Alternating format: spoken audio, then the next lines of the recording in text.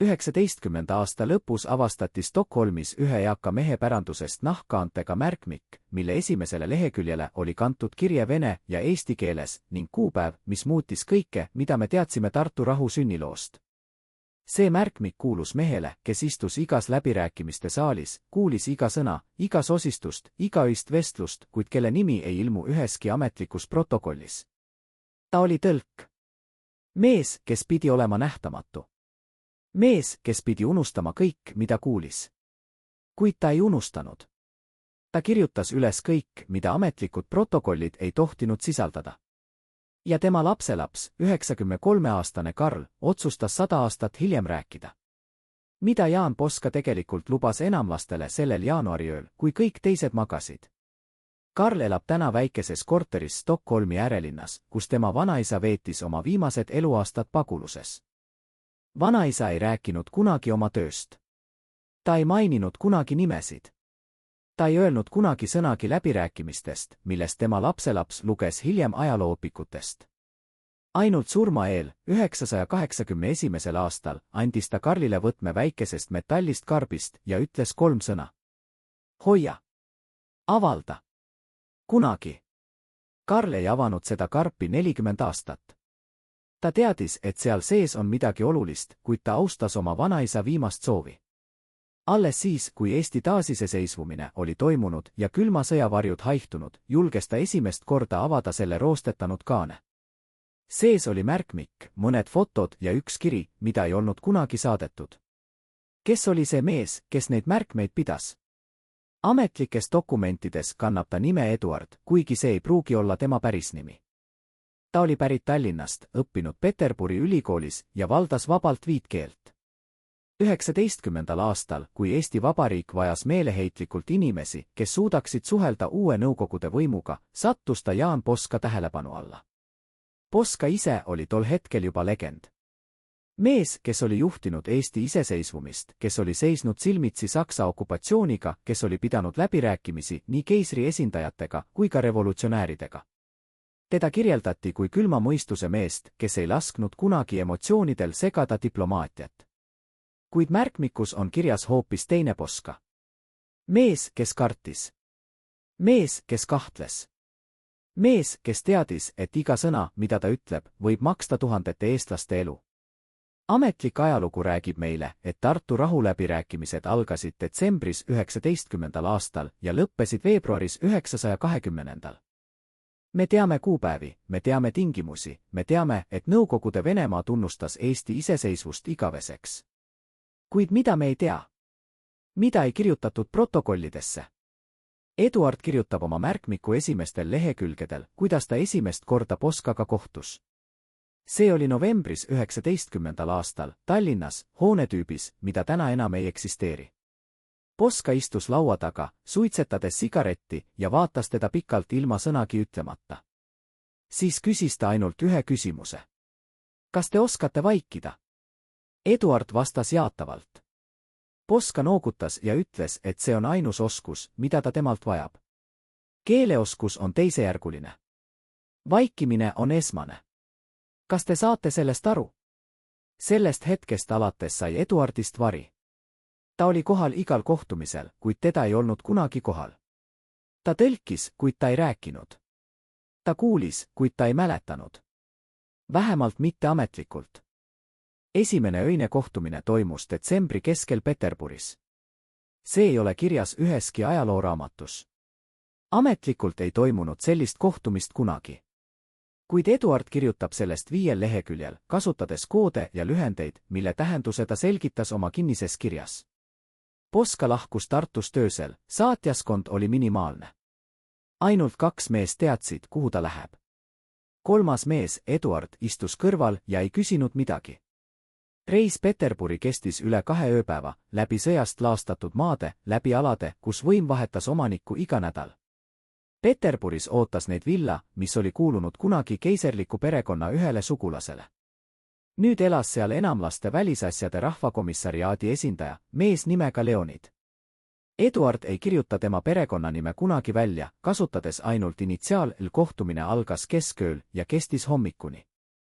Eduard istus nurgas, märkmik põlvedel, ja kirjutas üles kõik, mida ta kuulis.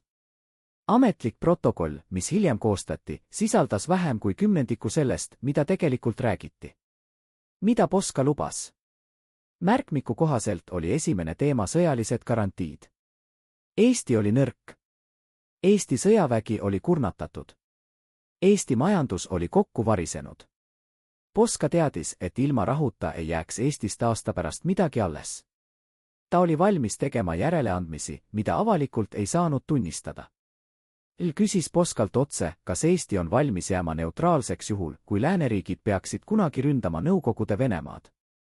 Poska vastas pikalt ja diplomaatiliselt, kuid Eduard kirjutab, et vastuse tuum oli jaatav. Eesti ei saa endale lubada seista ühegi suurriigi vastu. Eesti peab ellu jääma. Kas see oli reetmine? Kas see oli ellujäämine? Kas need kaks asja on üldse eristatavad, kui kaalul on rahva saatus? Teine teema, millest ametlikud protokollid vaikivad, oli majanduslik kokkulepe. Rääkis Poskale pikalt Nõukogude majanduslikest vajadustest. Uus riik vajas kaubateid läände. Eesti asukoht oli strateegiliselt oluline. Pakkus, et Nõukogude Venemaa on valmis maksma Eestile heldelt selle eest, kui Eesti tagab läbipääsu. Poska kuulas ja tegi märkmeid, mida ta hiljem hävitas. Kuid Eduard kirjutas üles numbrid, mida mainis. Need olid hämmastusväärsed summad. Summad, mis oleksid võinud muuta Eesti üheks rikkamaks väikeriigiks Euroopas. Miks ei näe me neid numbreid üheski ajalooraamatus? Miks ei räägitud sellest kokkuleppest avalikult kunagi? Eduard kirjutab, et kohtumine lõppes enne päikesetõusu. Poska ja surusid kätt. Mitte ametlikult, mitte kaamerate ees, vaid privaatselt, kahe mehena, kes teadsid, et nende kokkulepe muudab ajalugu. Ütles Poskale midagi, mida Eduard peaaegu ei suutnud uskuda. Te olete esimene Eesti mees, keda ma austan. Poska vastas, et austus on kahepoolne, kuigi ajalugu võib neid mõlemaid mõista hukka. Naeris ja ütles, et ajalugu kirjutavad võitjad. Nemad mõlemad olid täna öösel võitjad. Homne võib tuua midagi muud. Tagasisõit Tartusse oli vaikne. Poska ei rääkinud sõnagi.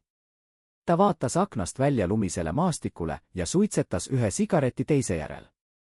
Eduard istus temast mõne meetri kaugusel ja ei julgenud liigutadagi oma märkmikku, milles oli kirjas kõik, mida ta oli kuulnud.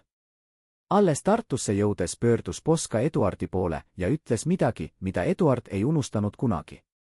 Ta ütles, et mõned kokkulepped peavad jääma varjudesse, et valgus saaks paista.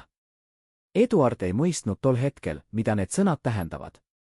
Alles aastakümneid hiljem, paguluses, hakkas ta neid sõnu mõistma. Ametlikud läbirääkimised jätkusid detsembris ja jaanuaris. Tartu Ülikooli hoone, kus delegatsioonid kohtusid, on täna muuseumiks. Turistid käivad seal vaatamas ruumi, kus ajalugu tehti. Kuid nad ei tea, et tõeline ajalugu tehti mujal, pimedates tubades, öiste vestluste käigus, ilma protokollide ja tunnistajateta. Või siiski ühe tunnistajaga. Eduardiga. Mehega, kes pidi olema nähtamatu. Jaanuari keskel toimus teine öine kohtumine. Seekord mitte Peterburis, vaid hoopis ootamatus kohas, millest Eduard kirjutab ettevaatlikult ja pealtnäha vastumeelselt. Ta mainib sõna piir ja sõna salajane, kuid täpset asukohta ta ei avalda. Kas ta kartis, et keegi võib tema märkmikku lugeda? Kas ta kartis, et koht on endiselt oluline? Sellel kohtumisel osales veel üks mees, keda Eduard nimetab ainult initsiaaliga M. Ta oli enamlaste julgeolekuteenistuse esindaja, mees, kelle pädevusse kuulus sisejulgeolek ja vastuluure. Tema kohalolek muutis kõike. Me ei rääkinud diplomaatiat. Ta rääkis julgeolekut. Ta rääkis agentidest, luurevõrgustikest, informaatoritest. Ta tahtis Poskalt midagi, mida ükski ametlik protokoll ei saanud sisaldada. Poska kuulas M-i ettepanekuid vaikides. Eduard märgib, et Poska nägu oli kivist, liigutamatu, lugemisvõimetu. Alles siis, kui M lõpetas, vastas Poska ühe lausega. Eesti on sõltumatu riik ja me ei kauple oma kodanikega. Naeris ja ütles, et kõik riigid kauplevad oma kodanikega, ainult mõned teevad seda avalikumalt kui teised. Poska ei vastanud. Ta tõusis ja lahkus ruumist. Kohtumine oli läbi. Kuid see ei olnud päris läbi. Eduard kirjutab, et pool tundi hiljem naasis Poska üksi ja vestles Emmiga veel umbes tund aega. Tõlki ei kutsutud. Eduard ei kuulnud, millest räägiti. Ta nägi ainult läbi akna, kuidas kaks siluetti istuvad pimedas toas ja noogutavad aeg-ajalt. Mida Poska lubas sel ööl? Mida ta sai vastu? Kas me kunagi teame? Tartu rahu allkirjastati 2. veebruari 920. aastal. See oli ajalooline hetk. Eesti Vabariik sai rahvusvahelise tunnustuse. Nõukogude Venemaa loobus igaveseks kõigist pretensioonidest Eesti territooriumile. Lehtedes kirjutati võidust, tänavatel pidutseti ja Poska nimi sai sünonüümiks rahuga. Kuid Eduard kirjutab, et allkirjastamise päeval oli Poska nägu tõsine, peaaegu kurb. Ta ei naeratanud fotograafidele. Ta ei pidanud võidukõnesid. Ta allkirjastas paberi ja lahkus vaikselt, nagu mees, kes teab midagi, mida teised ei tea. Mida ta teadis? Märkmiku viimased leheküljed, mis puudutavad läbirääkimisi, sisaldavad fragmentaarseid lauseid ja küsimusi. Eduard kirjutas need ilmselgelt kiirustades, võib-olla kartuses, et keegi võib teda tabada. Ta kirjutab salaprotokoll ja suuline kokkulepe ja 20 aasta pärast. 20 aasta pärast. 940. See aasta, mil Nõukogude Liit okupeeris Eesti. Kas Poska teadis midagi? Kas talle räägiti midagi neil öistel kohtumistel? Kas enamlased avaldasid oma pikaajalisi plaane? Eduard ei anna vastust. Ta kirjutab ainult, et Poska ütles kord talle kummalise lause. Ta ütles, et rahu on alati ajutine. Ainult sõda on igavene. Meie ülesanne on osta aega. Nii palju aega kui võimalik. Kas Poska ostis aega? Kas ta teadis, et see aeg saab otsa? Kas ta tegi kõik endast oleneva, teades, et see ei ole piisav? Poska lahkus poliitikast peagi pärast rahulepingu allkirjastamist.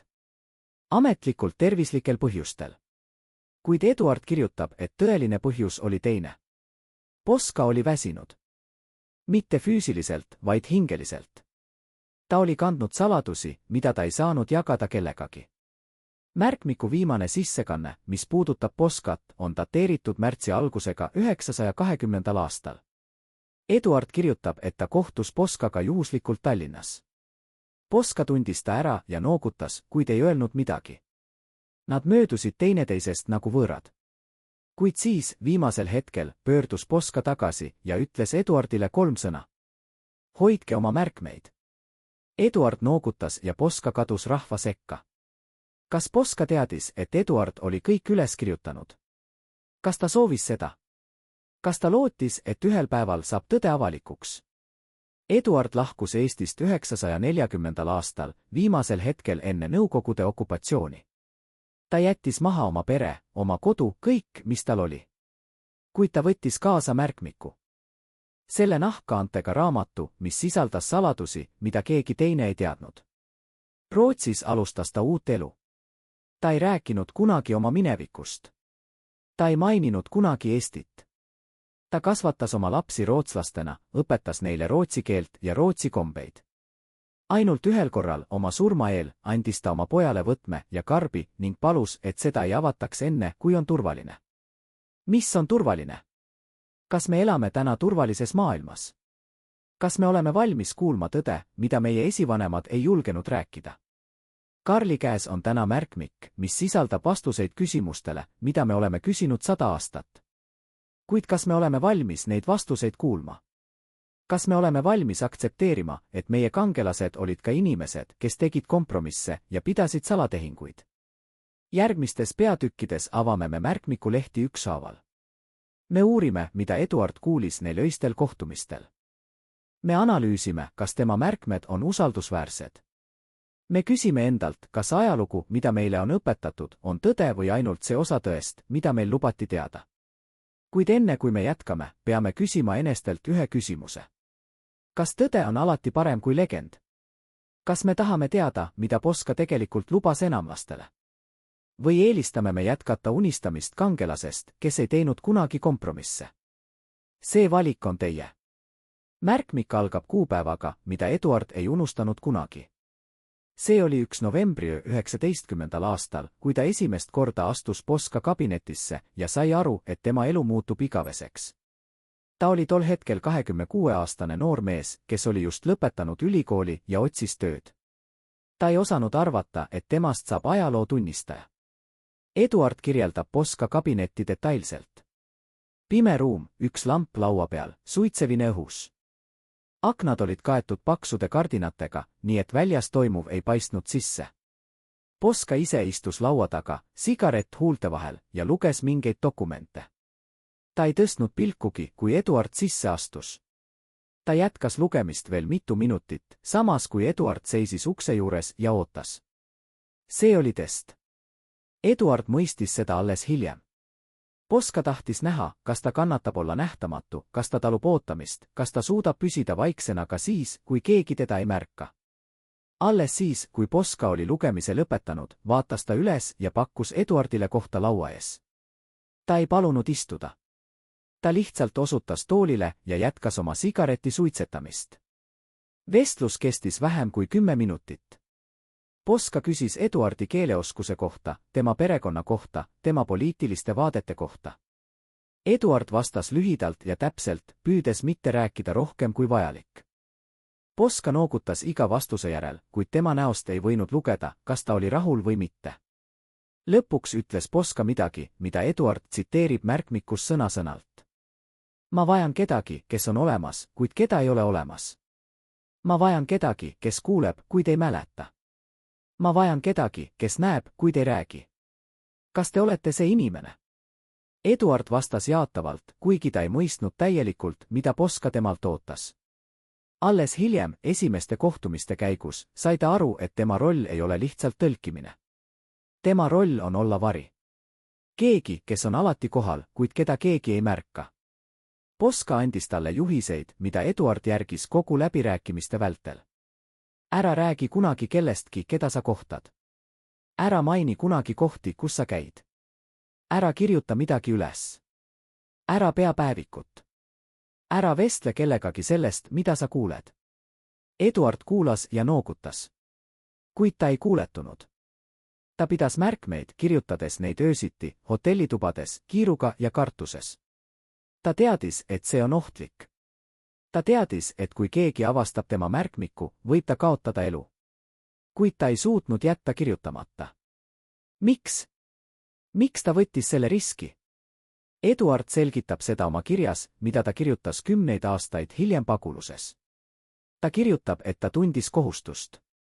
Kohustust ajaloo ees. Kohustust tulevaste põlvkondade ees. Ta teadis, et see, mida ta näeb ja kuuleb, on ainulaadne. Ta teadis, et ilma tema märkmeteta kaob see kõik igaveseks. Kas ta tegi õigesti? Kas ta rikkus oma kohustust Poska vastu, et täita suuremat kohustust ajaloo vastu? Kas need kaks kohustust on üldse võrreldavad? Esimene suurem kohtumine, kus Eduard osales, toimus detsembri alguses 19. aastal. See oli Tartus, hoones, mis oli varem kuulunud ülikoolile. Enamlaste delegatsioon oli kohale jõudnud päev varem ja majutatud hotellis, mis oli tol ajal üks väheseid toimivaid hooneid linnas. Eduard kirjeldab enamlaste delegatsiooni juhti kui keskmise pikkusega meest, sügavate silmade ja terava pilguga. Ta ei maini tema nime, kasutades ainult initsiaal, aga see mees oli ilmselgelt harjunud võimuga. Ta liikus enesekindlalt, rääkis selgelt ja vaatas kõigile otse silma, nagu otsides nõrkust. Poska kohtas Aad esimest korda sel pärastlõunal. Nad surusid kätt, vahetasid viisakusväljendeid ja istusid vastamisi suure tammelaua taha. Eduard istus nurgas, märkmikuta, nagu Poska oli käskinud, ja tõlkis vestlust. Ametlik vestlus kestis umbes 2 tundi. Räägiti piiriküsimustest, sõjavangide vahetusest, kaubandusest. Kõik see on kirjas ajalooraamatutes. Kõik see on avalik teave. Kuid pärast ametlikku osa, kui enamik delegatsiooni liikmeid oli lahkunud, jäid Poska ja kahekesele. Ainult Eduard oli veel kohal, istudes nurgas ja oodates, kuni teda kutsutakse. Poska pöördus Eduardi poole ja ütles midagi ootamatut. Ta ütles, et Eduard võib jääda, kuid ta peab unustama kõik, mida ta kuuleb. Eduard noogutas ja jäi istuma. See, mis järgnes, oli hoopis teistsugune vestlus. A rääkis Poskale otseselt ja ilma diplomaatilise keeleta. Ta rääkis Nõukogude Venemaa tegelikest plaanidest, nende raskustest ja nende vajadustest. Ta tunnistas, et enamlastel on probleeme. Kodusõda kurnas ressursse. Lääneriigid olid vaenulikud. Nad vajasid rahulepingut sama palju kui Eesti. Poska kuulas ja ei öelnud midagi. Ta laskis A-l rääkida, teha ettepanekuid, paljastada nõrkusi. Alles siis, kui A oli lõpetanud, vastas Poska ühe küsimusega. Mida te tahate tegelikult? A naeris ja ütles, et ta tahab sõpra. Mitte sõltlast, mitte vasalli, mitte marionetti. Sõpra, kes mõistab, et maailm on muutumas. Sõpra, kes on valmis töötama koos uue korraga. Poska ei vastanud kohe. Ta vaatas pikalt A-le otsa, nagu kaaludes iga sõna. Siis ütles ta, et Eesti ei saa olla kellegi sõber ega vaenlane. Eesti saab olla ainult iseenda peremees. Kui see sobib Nõukogude Venemaale, siis saame me rääkida.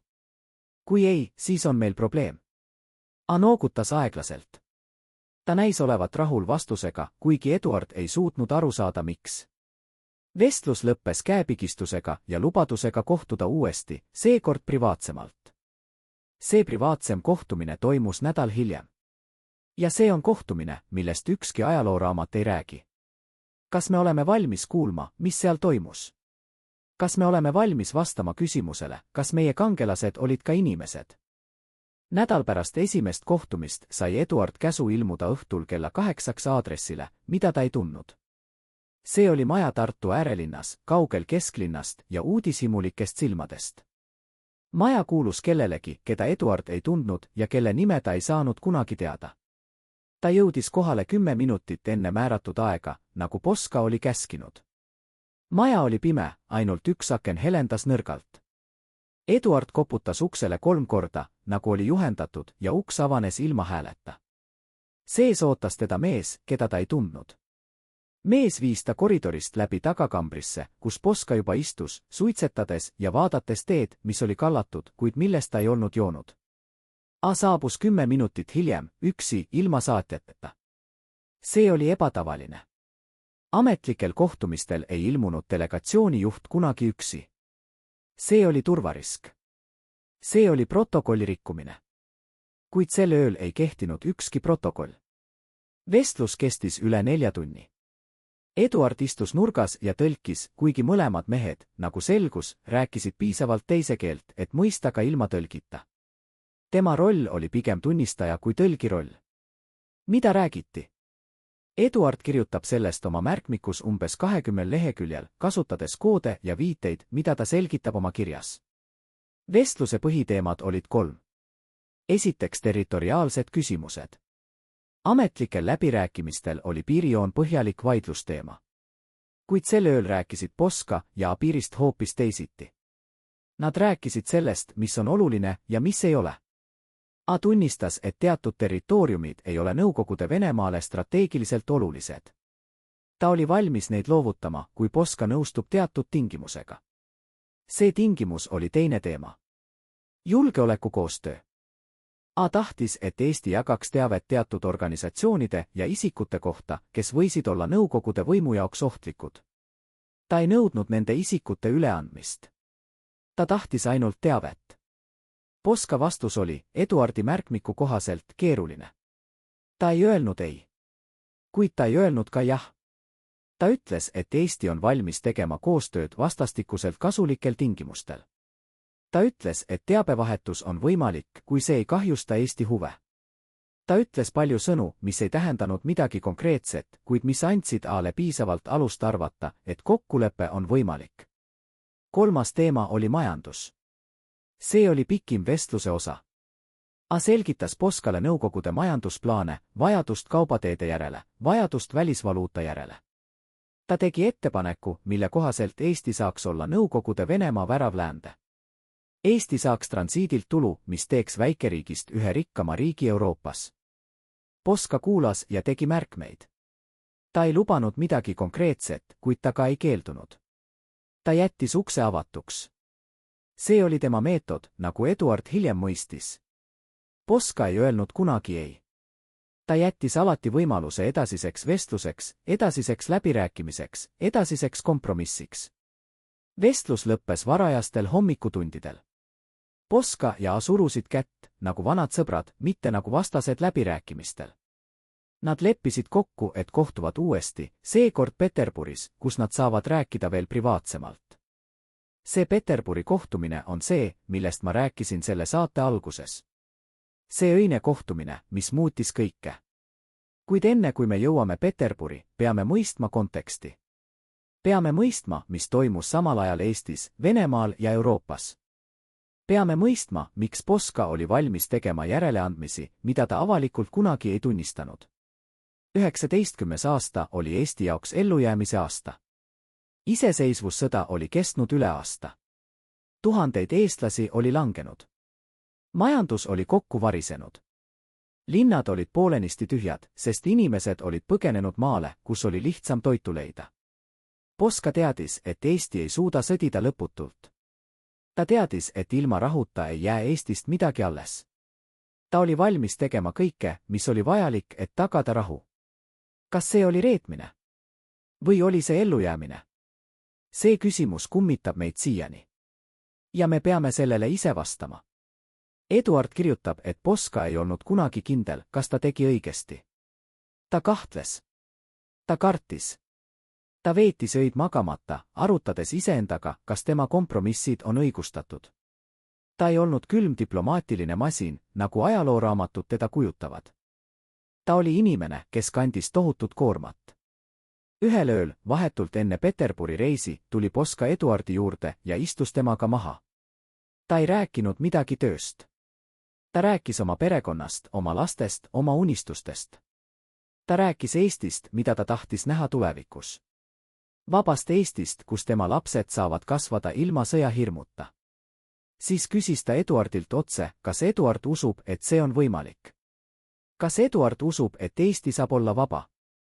Eduard vastas jaatavalt, kuigi ta ei olnud kindel. Ta tahtis Poskat lohutada. Ta tahtis anda talle lootust. Poska noogutas ja ütles, et ta teeb kõik, mis on tema võimuses. Isegi kui see tähendab kompromisse, mida keegi ei mõista. Isegi kui see tähendab, et ajalugu võib teda mõista hukka. Ta teeb kõik Eesti nimel. Kas ta tegi? Kas tema kompromissid olid õigustatud? Kas me mõistame teda hukka või austame teda? Need on küsimused, millele me peame ise vastama. Kuid enne seda peame teadma tõde. Peame teadma, mis toimus neil öistel kohtumistel. Peame teadma, mida Poska lubas ja mida ta sai vastu. Peterburi reis algas jaanuari 2. nädalal. Poska, Eduard ja 2 ihukaitsjat lahkusid Tartust varajastel hommikutundidel enne päikesetõusu. Nad sõitsid sõjaväeautoga, mis oli maskeeritud tsiviilsõidukiks. Reis oli ohtlik. Nad läbisid alasid, kus võim ei kuulunud kellelegi kindlalt. Eduard kirjutab, et ta oli hirmul kogu teekonna vältel. Ta istus autos ja vaatas aknast välja, nähes põlenud talusid, mahajäetud külasid, sõjajälgi kõikjal. Ta mõtles, kas ta näeb kunagi Tartut tagasi. Ta mõtles, kas see reis on tema viimane. Poska seevastu oli rahulik. Ta luges dokumente, tegi märkmeid, suitsetas oma igavesi sigarette. Ainult kord, kui nad möödusid eriti hävitatud külast, peatus ta hetkeks ja vaatas välja. Tema näol oli kurbus, mida Eduard ei olnud varem näinud. Nad jõudsid Peterburi 2 päeva pärast. Linn oli muutunud. Eduard oli käinud seal enne sõda tudengina ja ta mäletas hiilgavat keiserlinna. Nüüd oli see varemetes. Hooned olid tumedate akendega, tänavad olid tühjad, inimesed liikusid kiiresti ja vaatasid maha. Neid majutati villas, mis oli varem kuulunud mõnele aadliperekonnale. Nüüd elas seal enamlaste ametnik, keda Eduard nimetab initiaaliga V. Ta oli keskealine mees, viisakas ja kultuursne, kes rääkis suurepärast prantsuse keelt ja näis olevat rohkem eurooplane kui revolutsionäär. Esimene päev möödus ootamises. Poska luges dokumente ja valmistus. Eduard istus oma toas ja püüdis mitte mõelda sellele, mis teda ootab. Ihukaitsjad valvasid ukse taga, käed relvadel. Kohtumine algas õhtul, pärast päikeseloojangut. Neid viidi villast välja ja sõidutati teise kohta, mille asukohta Eduard ei suutnud kindlaks teha. See oli suur hoone, võib-olla kunagine ministeerium või palee, nüüd pime ja tühi, välja arvatud üks ruum teisel korrusel. Seal ootas neid mees, kes vastutab Nõukogude välispoliitika eest. Mees, kes oli Poskale kirjutanud isiklikult ja kutsunud ta Peterburi. Mees, kelle kohtumist Poskaga ei ole ükski ametlik dokument kunagi registreerinud. Mis toimus sel ööl? Mida räägiti? Mida lubati? Eduard kirjutab, et kohtumine algas viisakalt, nagu diplomaatilised kohtumised ikka. Tervitused, komplimendid, üldised fraasid. Kuid siis, kui viisaku osa oli läbi, muutus toon. Ta rääkis Poskale otse. Ta ütles, et Nõukogude Venemaa vajab rahulepingut Eestiga. Mitte sellepärast, et nad on nõrgad, vaid sellepärast, et nad on praktilised. Sõda Eestiga ei ole prioriteet. Sõda Eestiga hajutab ressursse, mida on vaja mujal. Poska kuulas ja noogutas. Ta ei katkestanud. Jätkas. Ta ütles, et ta on valmis tegema järeleandmisi, mida ametlik delegatsioon ei ole volitatud tegema. Ta on valmis tunnustama Eesti iseseisvust ilma reservatsioonideta. Ta on valmis loovutama territooriume, mille üle ametlikult veel vaieldakse. Ta on valmis maksma kompensatsioone, mida Eesti nõuab. Kuid ta tahab midagi vastu. Mis see oli? Midal nõudis? Eduard kirjutab, et tegi 3 nõudmist. Esimene oli poliitiline. Ta tahtis, et Eesti jääks lääneriikide ja Nõukogude Venemaa vahelises konfliktis neutraalseks. Mitte ametlikult, vaid tegelikkuses. Ta tahtis, et Eesti ei lubaks oma territooriumit kasutada Nõukogude vastasteks operatsioonideks. Teine nõudmine oli majanduslik. Ta tahtis, et Eesti annaks Nõukogude kaupadele soodustatud juurdepääsu Euroopa turgudele. See tähendas transiiti läbi Eesti sadamate, tollisoodustusi ja kaubanduslepinguid. Kolmas nõudmine oli delikaatsem. El tahtis informatsiooni. Mitte spionaaži, nagu ta kiiresti täpsustas. Pigem teabevahetust. Ta tahtis teada, mis toimub Lääne-Euroopas, mida lääneriigid plaanivad, kuidas nad suhtuvad Nõukogude võimu. Poska kuulas kõik 3 nõudmist ilma katkestamata. Siis vaikis ta pikalt, nii pikalt, et Eduard hakkas muutuma närviliseks. Lõpuks vastas ta ja tema vastus üllatas Eduardi. Ta ütles jah. Mitte otseselt, mitte ametlikult, kuid sisuliselt jah. Ta ütles, et Eesti on valmis jääma neutraalseks, kui see ei kahjusta Eesti huve. Ta ütles, et Eesti on valmis tegema majanduslikku koostööd, kui see on vastastikuselt kasulik. Ta ütles, et Eesti on valmis jagama teavet, kui see ei ohusta Eesti julgeolekut. Need olid tingimused, mida ükski ametlik dokument ei sisalda. Need olid lubadused, mida tehti öösiti, ilma tunnistajateta, ilma protokollideta. Või siiski ühe tunnistajaga. Eduardiga, kes kirjutas kõik üles ja hoidis seda saladust kogu oma elu. Kas Poska tegi õigesti? Kas ta oli reetur või päästja? Kas ta müüs Eesti maha või päästis Eesti? Need on küsimused, millele me peame ise vastama. Kuid enne seda peame teadma rohkem.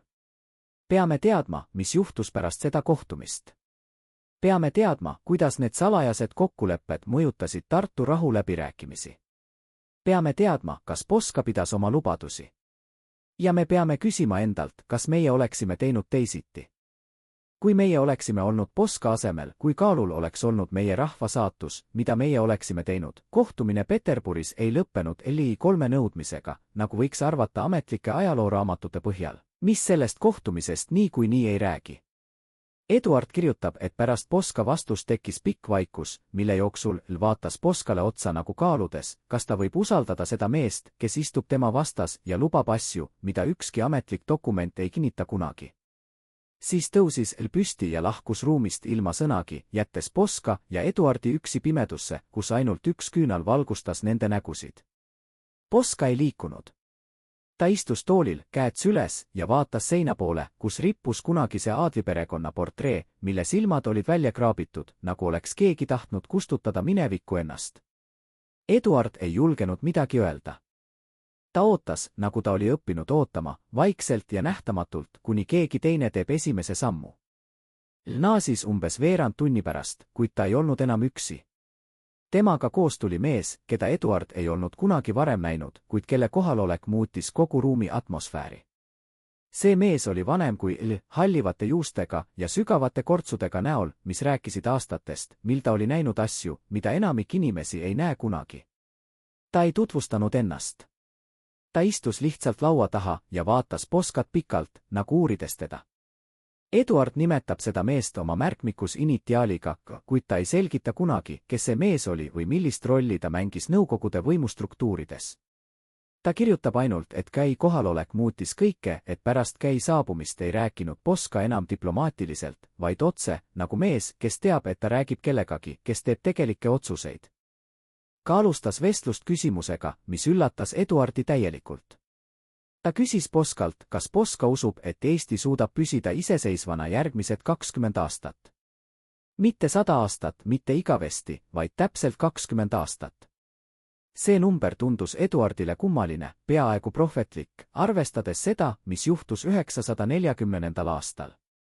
Poska vastas, et ta ei tea, kas Eesti suudab püsida 20 aastat, kuid ta teeb kõik, mis on tema võimuses, et anda Eestile võimalus.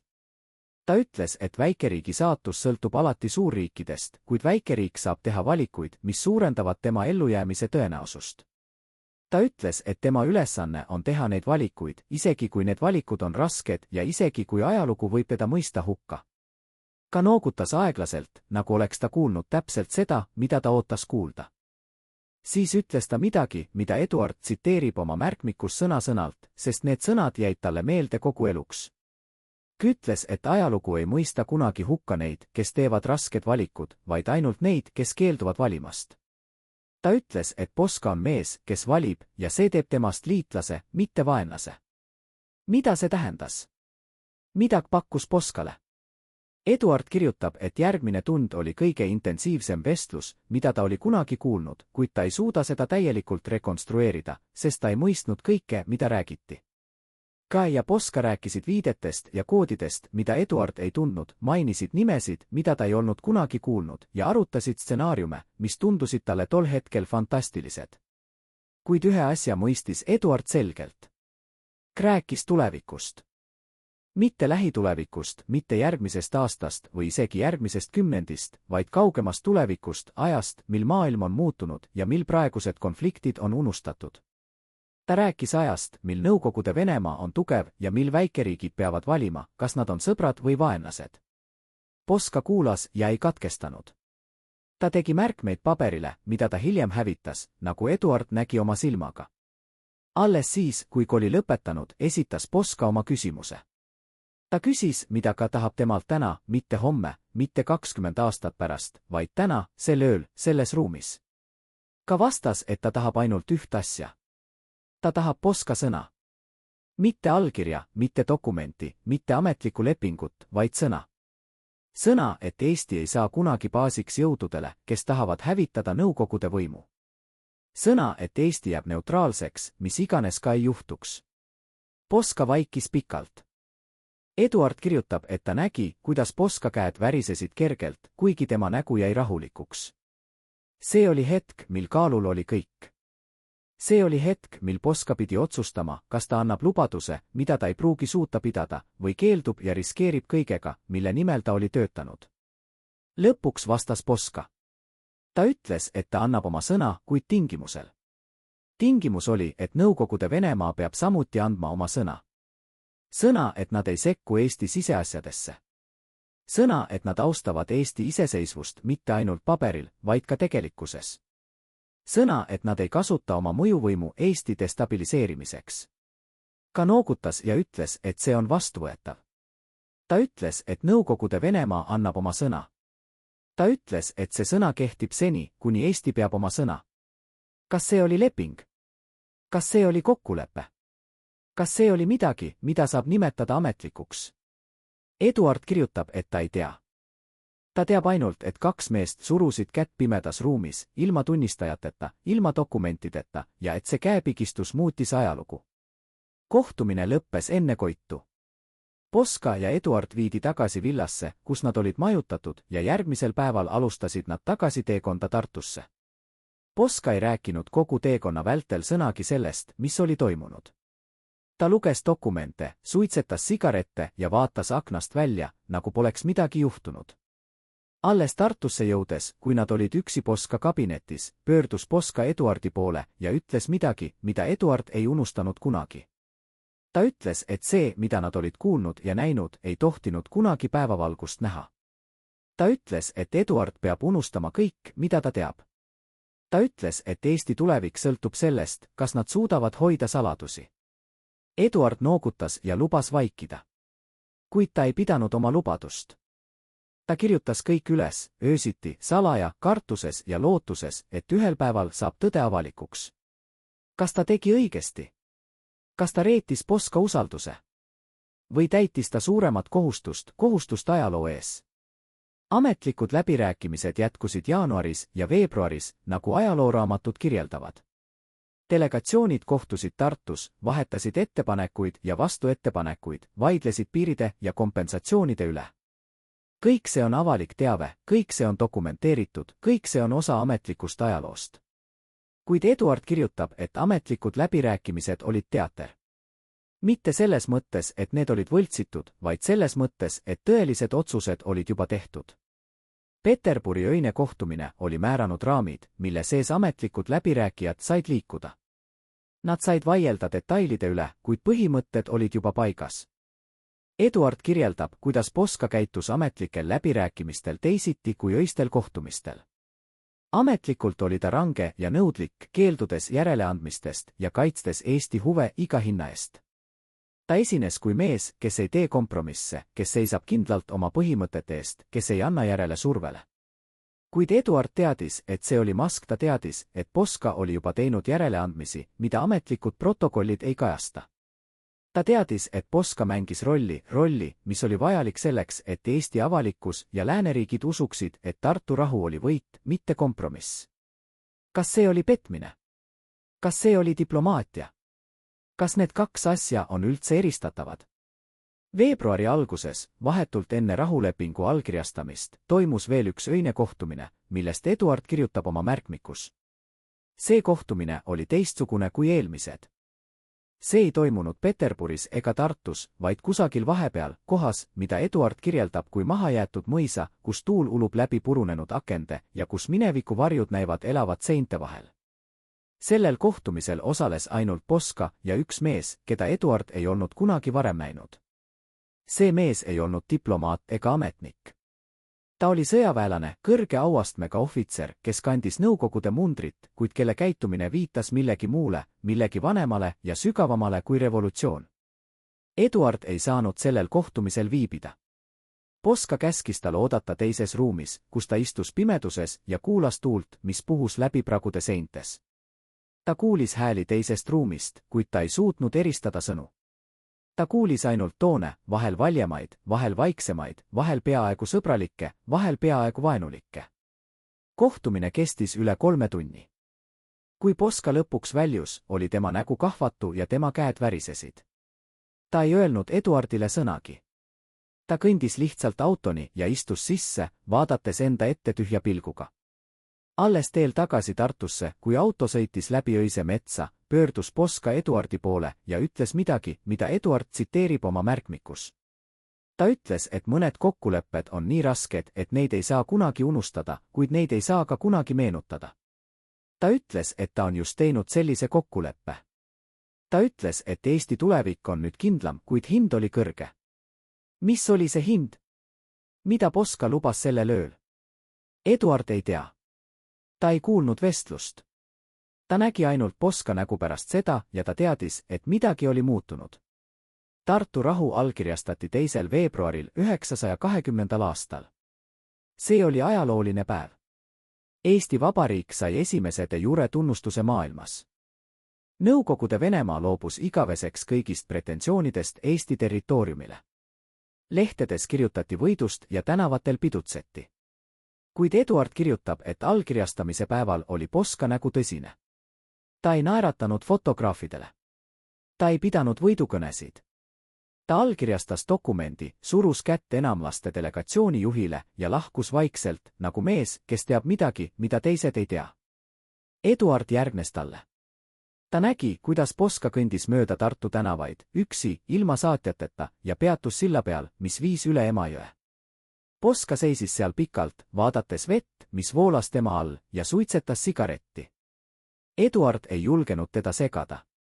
Ta seisis kaugel ja vaatas, kuidas mees, kes oli just allkirjastanud ajaloo, seisab üksi ja mõtleb mõtteid, mida keegi teine ei tea. Mis mõtted need olid? Mida Poska tundis sel hetkel? Kas ta tundis võitu? Kas ta tundis kaotust? Kas ta tundis kergendust? Kas ta tundis hirmu? Eduard ei tea. Ta teab ainult, et Poska seisis seal kaua, kuni päike hakkas loojuma ja kuni tänavad tühjenesid. Siis viskas ta sigaretikoni vette ja kõndis minema, ilma tagasi vaatamata. See oli viimane kord, kui Eduard nägi Poskat lähedalt. Pärast rahulepingu allkirjastamist ei vajanud Poska enam tõlki. Ta taganes poliitikast ametlikult tervislikel põhjustel ja kadus avalikust elust.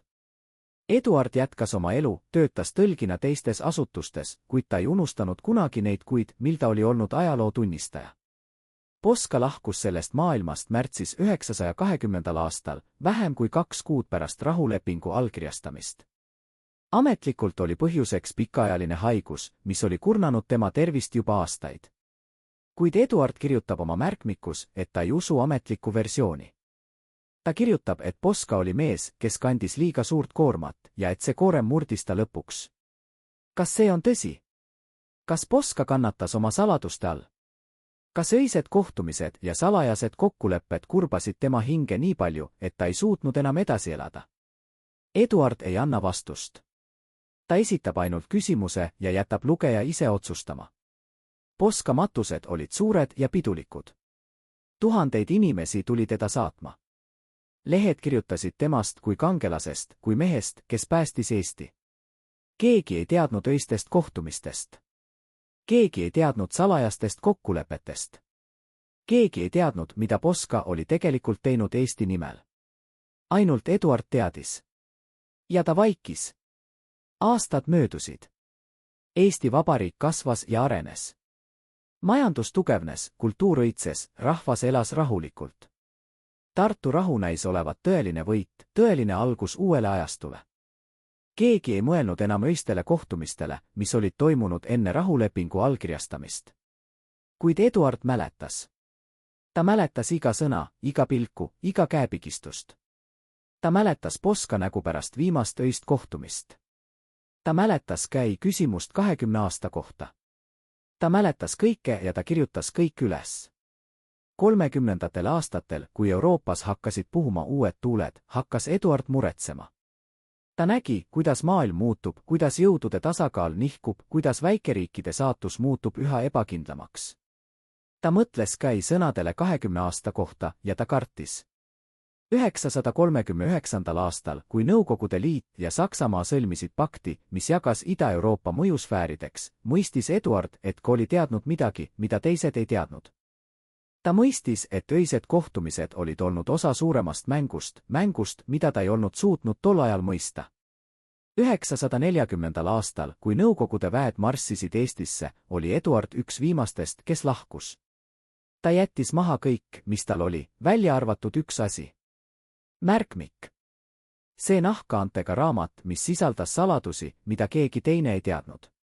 Ta põgenes Rootsi, nagu paljud teised eestlased. Ta alustas uut elu võõral maal, õppis uue keele, leidis uue töö. Ta ei rääkinud kunagi oma minevikust. Ta ei maininud kunagi Eestit. Ta kasvatas oma lapsi rootslastena ja püüdis unustada kõike, mida ta oli näinud ja kuulnud. Kuid ta ei suutnud unustada. Öösiti, kui ta ei suutnud magada, võttis ta välja oma märkmiku ja luges seda. Ta luges oma märkmeid öistest kohtumistest, salajastest kokkulepetest, Poska näost pärast viimast vestlust. Ta luges ja mäletas ja küsis endalt, kas ta oleks pidanud tegema midagi teisiti. Kas ta oleks pidanud rääkima? Kas ta oleks pidanud avalikustama saladused, mida ta teadis? Kas see oleks muutnud midagi? Kas see oleks päästnud Eesti? Eduard ei teadnud vastust. Ta teadis ainult, et ta oli vaikinud ja et Eesti oli kadunud. Ta teadis, et käi ennustus 20 aasta kohta oli täitunud peaaegu päevapealt täpselt. Ta teadis, et öised kohtumised olid olnud osa plaanist, mida ta ei olnud suutnud näha. Aastad paguluses möödusid aeglaselt. Eduard vananes, tema lapsed kasvasid, tema lapselapsed sündisid. Ta ei rääkinud neile kunagi Eestist. Ta ei rääkinud neile kunagi Poskast. Ta ei rääkinud neile kunagi öistest kohtumistest. Ainult oma surma eel, 980. aastal, kutsus ta oma poja enda juurde ja andis talle võtme. Ta ütles, et kapis on karp ja karbis on märkmik. Ta ütles, et märkmik sisaldab saladusi, mida keegi teine ei tea. Ta ütles, et tema poeg peab otsustama, mida nende saladustega teha. Tema poeg ei avanud karpi kohe. Ta austas oma isa viimast soovi ja ootas. Ta ootas aastaid, kuni Eesti taasiseseisvus, kuni külm sõda lõppes, kuni maailm muutus. Alles siis, kui ta tundis, et on turvaline, avas ta karbi ja luges märkmikku. Ja ta mõistis, miks tema isa oli vaikinud kogu oma elu. Karl, Eduardi lapselaps, on täna 93-aastane mees, kes elab Stockholmi äärelinnas väikeses korteris, mis on täis raamatuid ja mälestusi. Ta on lugenud oma vanaisa märkmikku 10 kordi. Ta teab iga sõna peast. Ta teab iga saladust, mida tema vanaisa kandis. Ja ta on otsustanud rääkida. Miks nüüd? Miks pärast 100 aastat? Karl ütleb, et ta on vana mees ja et tal ei ole enam palju aega. Ta ütleb, et ta on kandnud seda saladust liiga kaua ja et ta tahab, et tõde saaks avalikuks enne, kui ta lahkub. Ta ütleb, et tema vanaisa oleks tahtnud seda, kuigi ta ei julgenud seda kunagi öelda. Kas Karl teeb õigesti? Kas ta peaks avalikustama saladused, mida tema vanaisa hoidis kogu oma elu? Kas meil on õigus teada, mida Poska tegelikult lubas enamlastele neil öistel kohtumistel? Need on küsimused, millele me peame ise vastama. Märkmiku viimased leheküljed sisaldavad midagi, mida Eduard kirjutas aastaid pärast sündmusi, paguluses, kui ta püüdis mõista, mida ta oli näinud ja kuulnud. Ta kirjutab oma mõtetest, oma kahtlustest, oma küsimustest. Ta kirjutab Poskast, mehest, keda ta austas ja keda ta ei mõistnud kunagi täielikult. Eduard kirjutab, et Poska oli mees, kes tegi võimatuid valikuid. Ta oli mees, kes teadis, et iga valik, mida ta teeb, on vale, kuid kes valis siiski, sest mittevalimine oleks olnud veel halvem. Ta oli mees, kes kandis koormat, mida keegi teine ei oleks suutnud kanda, ja kes murdus selle koorma all. Kas Poska oli kangelane? Kas ta oli reetur? Kas ta oli mõlemat? Eduard ei anna vastust. Ta ütleb ainult, et Poska oli inimene, nagu meie kõik, ja et inimesed teevad vigu, isegi siis, kui nad püüavad teha õigesti. See on ehk kõige olulisem õppetund, mida me saame Eduardi märkmikust. Mitte see, mida Poska lubas enamlastele. Mitte see, millised olid salajased kokkulepped. Vaid see, et ajalugu teevad inimesed ja inimesed on keerulised, vastuolulised, ekslikud olendid, kes teevad oma parima rasketel aegadel. Kas me mõistame Poska hukka? Kas me austame teda? Kas me suudame mõista teda? Need on küsimused, millele me peame ise vastama. Ja võib-olla on see kõige olulisem küsimus üldse. Mitte see, mida Poska tegi, vaid see, mida meie teeksime tema asemel. Arhiivid on täis saladusi, mida me ei tea. Iga riigi ajaloos on peatükke, mida ei ole kunagi kirjutatud, kohtumisi, mida ei ole kunagi protokollitud, kokkuleppeid, mida ei ole kunagi allkirjastatud. Eesti ajalugu ei ole erand. Eduard kirjutab oma märkmikus, et ta nägi oma silmaga, kuidas dokumente hävitati. Ta nägi, kuidas Poska põletas pabereid oma kaminas, kuidas ta rebis tükkideks märkmeid, mida ta oli teinud öistel kohtumistel, kuidas ta kustutas jälgi, mida keegi ei tohtinud näha. Mida need dokumendid sisaldasid? Mida Poska tahtis varjata? Eduard ei tea täpselt, sest ta ei näinud dokumentide sisu. Ta nägi ainult tuld ja tuhka ja Poska nägu, mis oli valgustatud leekidest. Kuid ta kirjutab, et üks dokument jäi põletamata. Üks paber, mida Poska hoidis käes pikalt, enne kui ta pani selle oma taskusse, selle asemel, et visata tulle. Eduard ei näinud, mis sellel paberil oli, kuid ta nägi, et see oli oluline, sest Poska nägu muutus, kui ta seda luges. Mis juhtus selle paberiga? Kas see on veel olemas? Kas keegi on seda kunagi näinud? Eduard ei tea. Ta teab ainult, et Poska kandis seda paberit oma taskus veel mitu nädalat pärast seda ööd. Ta teab, et Poska puudutas seda paberit aeg-ajalt, nagu kontrollides, kas see on veel alles. Ta teab, et see paber oli oluline, kuid ta ei tea miks. Nõukogude arhiivid, mis avati osaliselt pärast Nõukogude Liidu lagunemist, sisaldavad viiteid kohtumistele, mida ametlik ajalugu ei tunnista. On dokumente, mis mainivad salajasi läbirääkimisi Eesti esindajatega 19. ja 920. aastal. On viiteid kokkulepetele, mida ei allkirjastatud kunagi ametlikult. Kuid need dokumendid on fragmentaarsed ja sageli tsenseeritud. Paljud leheküljed on eemaldatud. Paljud nimed on musta värviga kaetud. Paljud kuupäevad on kustutatud. Keegi on käinud nende arhiivide kallal ja eemaldanud selle, mida ei tohtinud näha. Kes seda tegi? Millal? Miks? Eduard kirjutab, et ta kuulis kuulujutte arhiivide puhastamisest juba 30. aastatel, kui Nõukogude Liit hakkas ümber kirjutama oma ajalugu. Ta kuulis, et dokumente hävitatakse, et tunnistajaid vaikitatakse, et minevik kustutatakse. Ta kartis, et tema märkmik on ainus, mis on säilinud. Kas see on tõsi? Kas Eduardi märkmik on ainus allikas, mis räägib öistest kohtumistest? Kas kõik muu on hävitatud? Me ei tea. Me teame ainult, et märkmik on olemas ja et see sisaldab teavet, mida me ei ole kunagi varem kuulnud. Me teame, et Karl on valmis seda teavet jagama. Me teame, et 100 aastat pärast sündmusi on meil võimalus kuulda tõde. Kuid kas me oleme valmis seda kuulma? Eesti arhiivid sisaldavad samuti saladusi. Pärast taasiseseisvumist avati paljud dokumendid, mis olid olnud suletud aastakümneid. Ajaloolased said juurdepääsu materjalidele, mida keegi ei olnud näinud alates 940. aastast. Kuid mitte kõik ei avatud. Mõned dokumendid jäid suletuks, mõned toimikud jäid ligipääsmatuks, mõned saladused jäid saladusteks. Ametlikult oli põhjuseks riiklik julgeolek või isikuandmete kaitse. Kuid mõned ajaloolased kahtlustavad, et tõeline põhjus on teine. Mida need suletud dokumendid sisaldavad? Kas nad räägivad öistest kohtumistest? Kas nad kinnitavad Eduardi märkmikku? Kas nad paljastavad saladusi, mida me ei ole kunagi kuulnud? Me ei tea. Me saame ainult küsida ja loota, et ühel päeval saame vastused. Eduard kirjutab oma märkmiku lõpus, et ta loodab, et tõde tuleb avalikuks enne, kui on liiga hilja. Ta loodab, et tulevased põlvkonnad saavad teada, mida tema põlvkond pidi varjama. Ta loodab, et Eesti ajalugu kirjutatakse ühel päeval ümber, mitte propagandistlikult, vaid ausalt, koos kõigi vigade ja kompromissidega. Kas see päev on käes? Kas me oleme valmis kirjutama ajalugu ümber?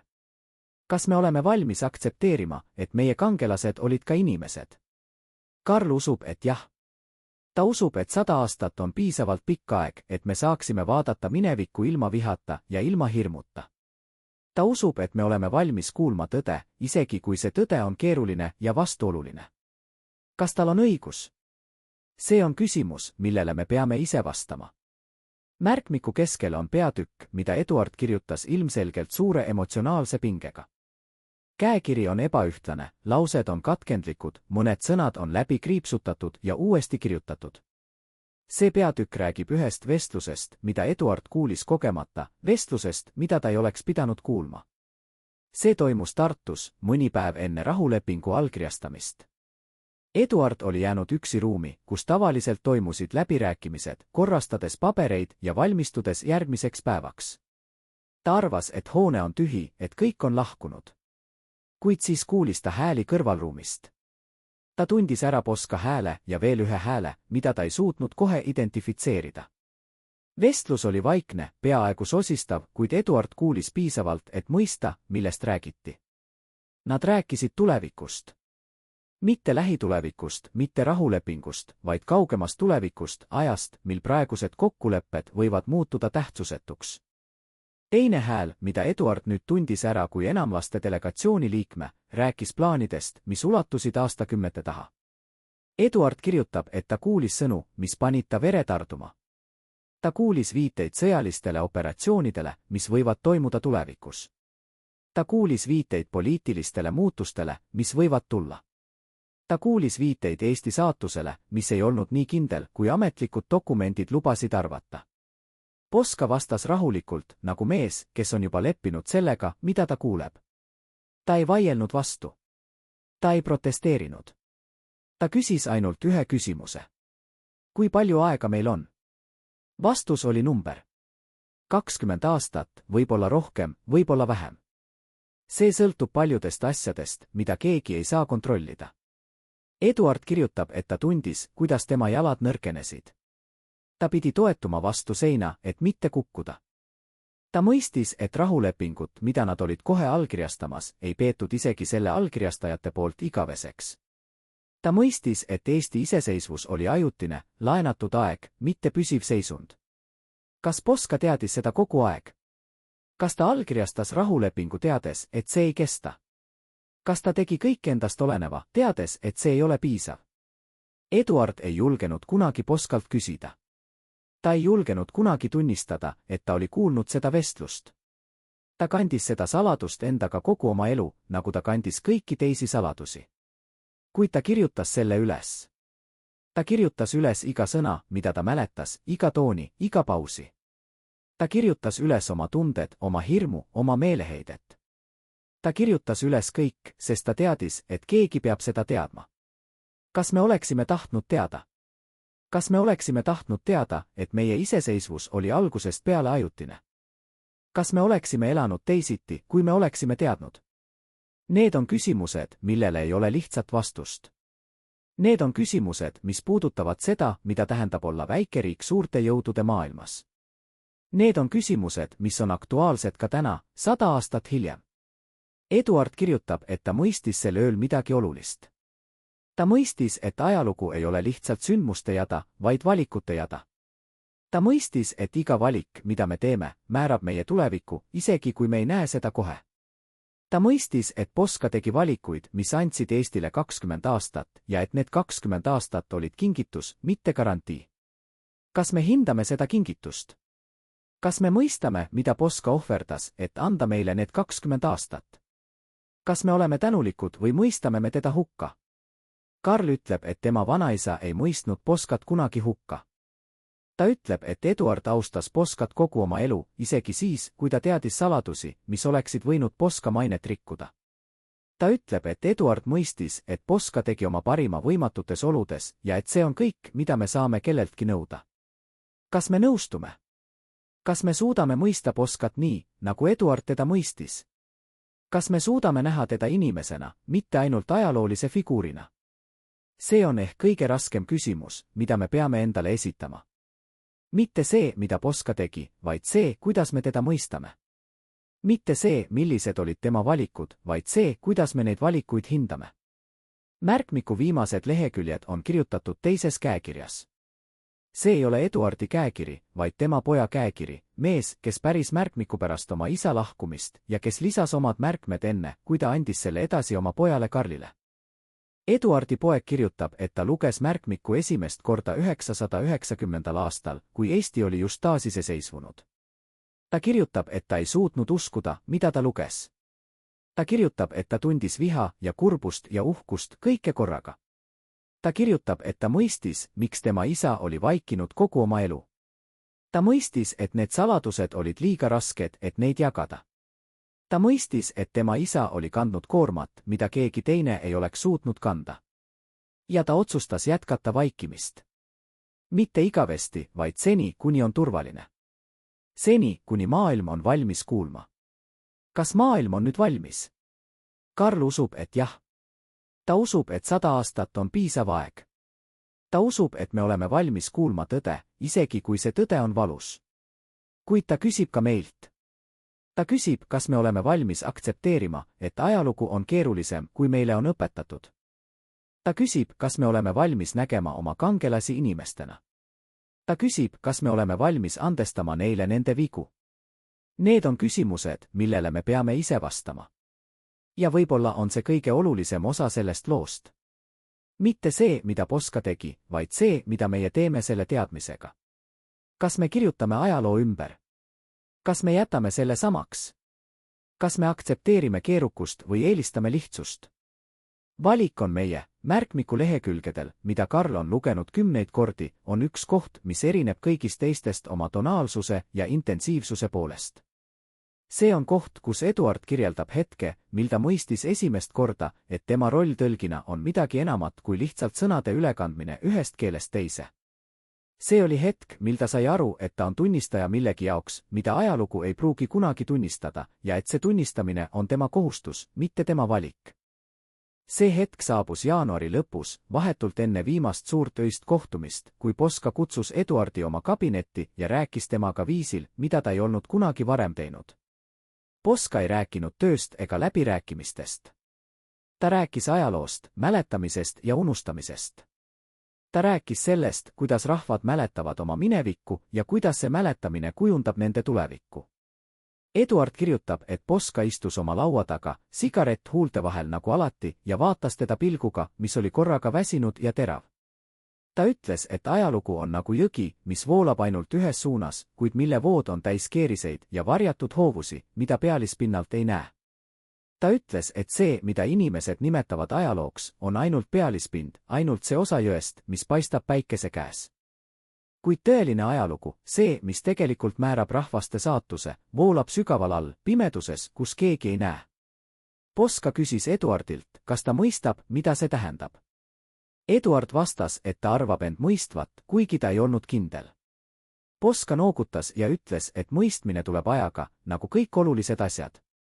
Ta ütles, et Eduard on noor ja et noorel on raske mõista, kui palju asju jääb varjule, kui palju otsuseid tehakse pimeduses, kui palju kokkuleppeid sõlmitakse ilma tunnistajateta. Siis ütles Posca midagi, mida Eduard tsiteerib oma märkmikus sõna-sõnalt, sest need sõnad jäid talle meelde kogu eluks.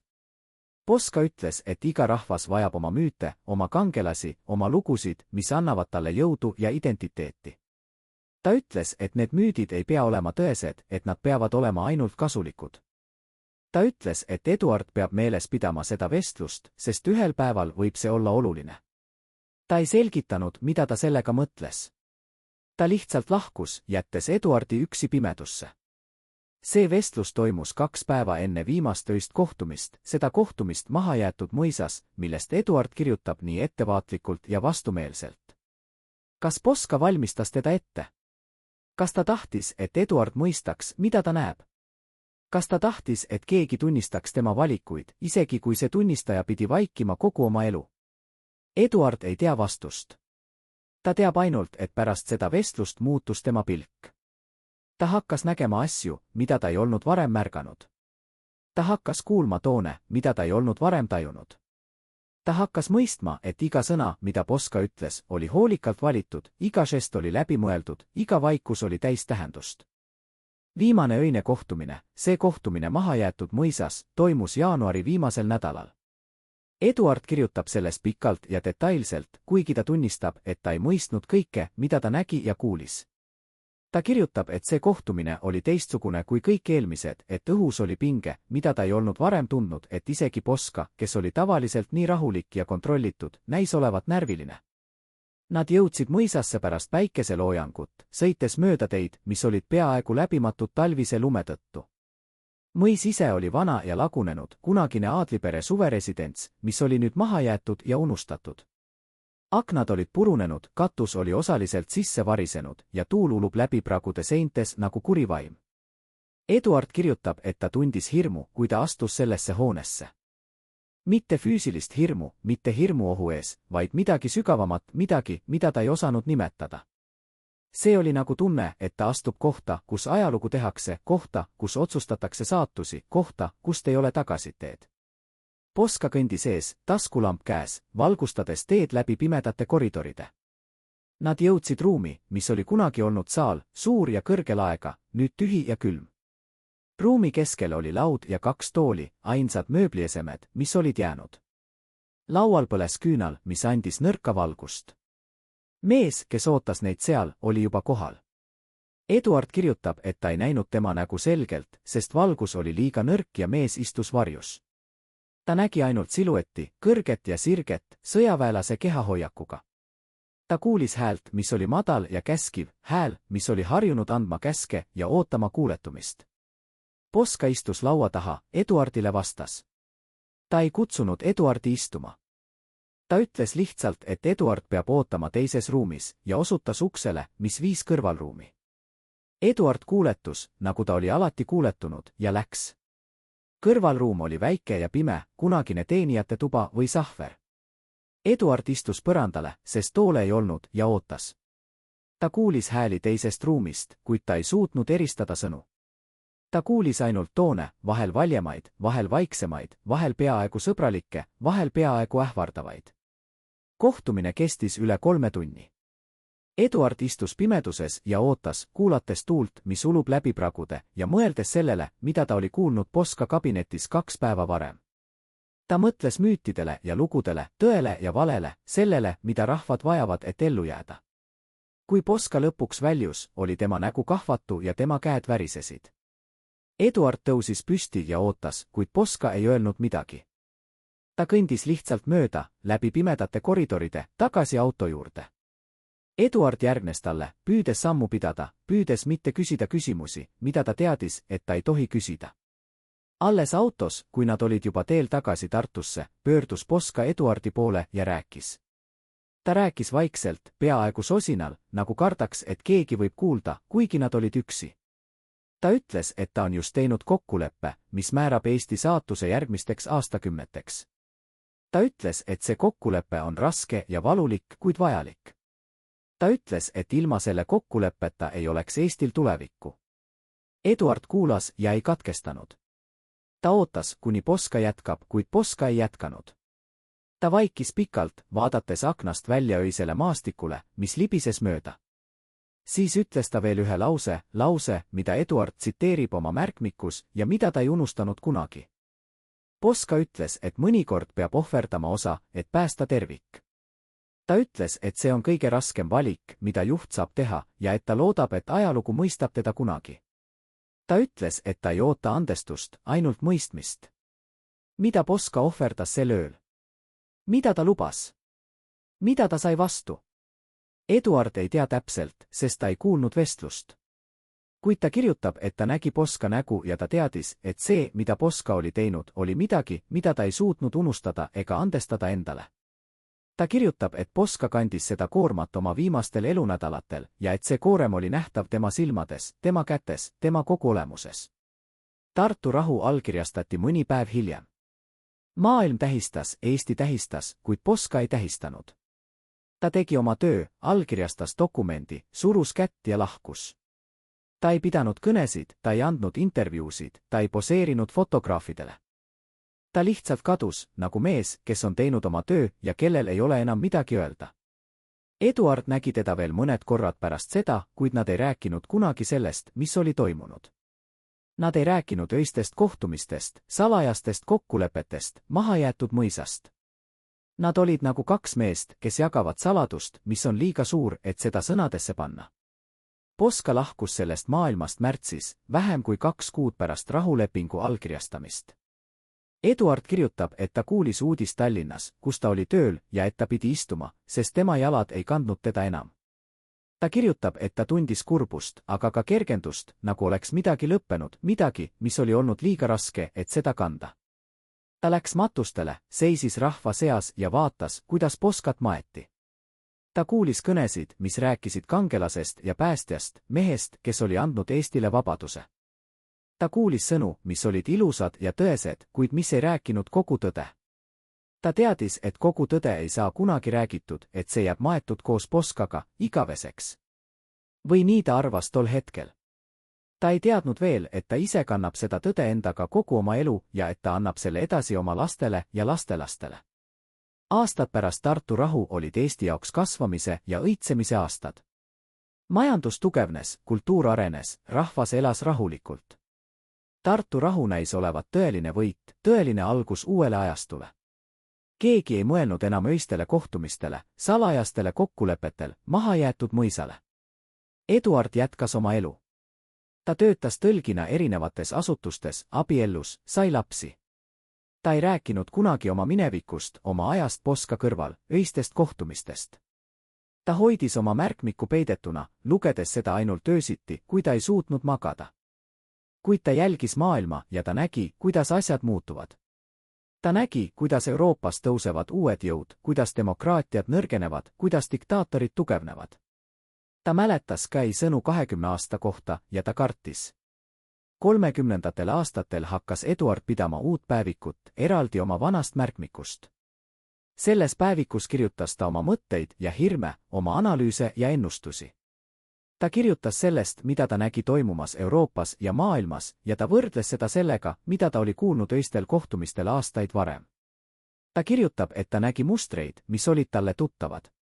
Ta nägi, kuidas suurriigid mängivad oma mänge, kuidas väikeriigid jäävad nende mängude vahele, kuidas kokkulepped tehakse ja rikutakse, kuidas lubadused antakse ja unustatakse. Ta nägi, et maailm ei ole muutunud, et samad jõud, mis olid mängus 19. aastal, on mängus ka nüüd, ainult nimed ja näod on teised. 939. aastal, kui Molotovi-Ribbentropi pakt allkirjastati, mõistis Eduard, et Käi ennustus on täitumas. Ta mõistis, et 20 aastat, millest Kolli rääkinud, on peaaegu möödas. Ta mõistis, et Eesti aeg on otsa saamas. Ta kirjutab oma päevikus, et ta tundis sel hetkel midagi, mida ta ei osanud nimetada. See oli nagu tunne, et ring on sulgumas, et ajalugu kordub, et kõik, mida ta oli näinud ja kuulnud aastakümneid varem, oli olnud ettekuulutus sellest, mis nüüd toimub. Ta kirjutab, et ta mõistis, et Poska oli teadnud, et see päev tuleb, ja et Poska oli teinud kõik, mis oli tema võimuses, et seda päeva edasi lükata. 20 aastat. See oli aeg, mille Poska oli ostnud Eestile. See oli aeg, mille jooksul Eesti sai kasvada ja areneda, luua oma kultuuri ja identiteeti, kasvatada põlvkonna, kes teadis, mida tähendab olla vaba. See oli kingitus, mitte garantii, nagu Eduard oli ammu mõistnud. 940. aastal, kui Nõukogude väed marssisid Eestisse, oli Eduard üks viimastest, kes lahkus. Ta oli juba vana mees, üle 50, kuid ta teadis, et ta peab minema. Ta teadis, et kui ta jääb, võetakse temalt kõik, ka tema märkmik, ka tema mälestused, ka tema tõde. Ta põgenes Rootsi, nagu paljud teised. Ta jättis maha oma kodu, oma sõbrad, oma elu. Ta võttis kaasa ainult selle, mida ta sai kanda, ja selle hulgas oli märkmik, see nahkkaantega raamat, mis sisaldas saladusi, mida keegi teine ei teadnud. Rootsis alustas ta uut elu. Ta õppis uue keele, leidis uue töö, ehitas uue kodu. Ta abiellus uuesti, sai uusi lapsi, lõi uue perekonna. Ta püüdis unustada minevikku, püüdis elada olevikus, püüdis vaadata tulevikku. Kuid ta ei suutnud unustada.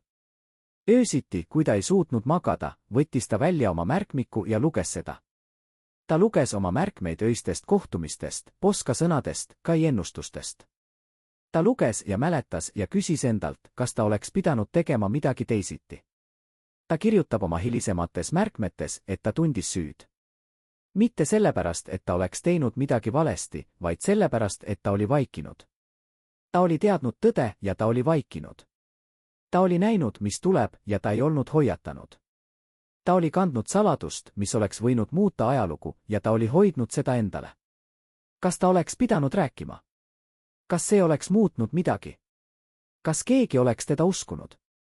Eduard ei tea vastust. Ta teab ainult, et ta vaikis ja et Eesti kadus. Ta teab, et ta kandis seda süüd kogu oma ülejäänud elu, nagu ta kandis kõiki teisi saladusi. Aastad paguluses olid pikad ja rasked. Eduard vananes, tema tervis halvenes, tema mälu hakkas kaduma. Kuid üks asi jäi selgeks, isegi siis, kui kõik muu hakkas hägustuma. Märkmik. Öised kohtumised. Poska nägu pimeduses. Ta rääkis oma pojale märkmikust alles siis, kui ta teadis, et tema aeg on lõppemas. Ta andis talle võtme ja ütles, et kapis on karp.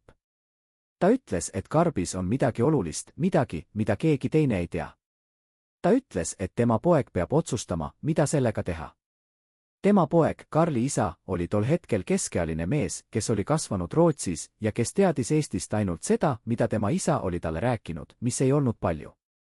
Ta võttis võtme vastu ja lubas hoida seda turvaliselt. Ta ei küsinud, mis karbis on, ta austas oma isa vaikust, nagu ta oli alati austanud.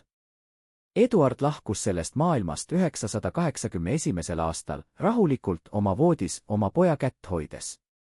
Tema viimased sõnad olid eesti keeles, keeles, mida ta ei olnud rääkinud aastakümneid, keeles, mida tema poeg peaaegu ei mõistnud. Ta ütles midagi Poskast, midagi tõest, midagi andestusest.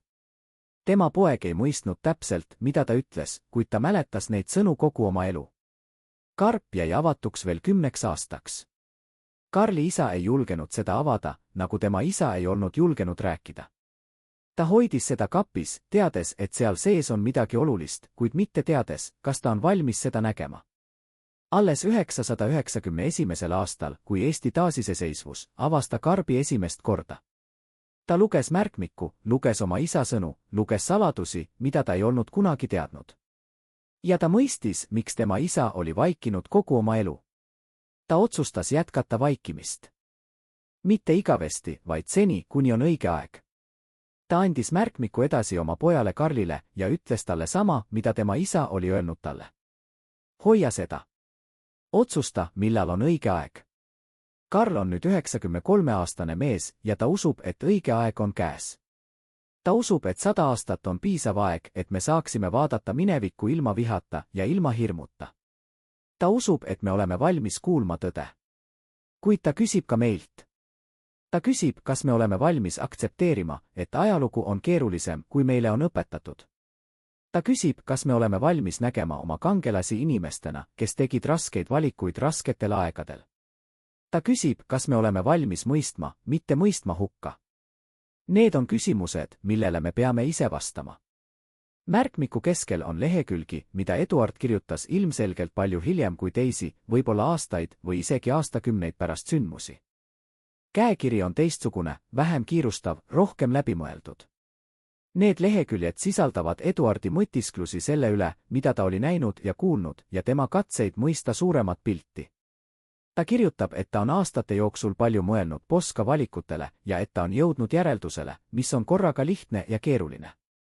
Ta kirjutab, et Poska ei olnud kangelane ega reetur, vaid midagi kolmandat, midagi, millele meil ei ole head sõna. Ta oli mees, kes tegi võimatuid valikuid võimatus olukorras, teades, et iga valik on vale, kuid valides siiski, sest mittevalimine oleks olnud veel halvem. Eduard kirjutab, et ta on mõistnud, et ajalugu ei ole lugu headest ja halbadest, võitjatest ja kaotajatest, kangelastest ja reeturitest.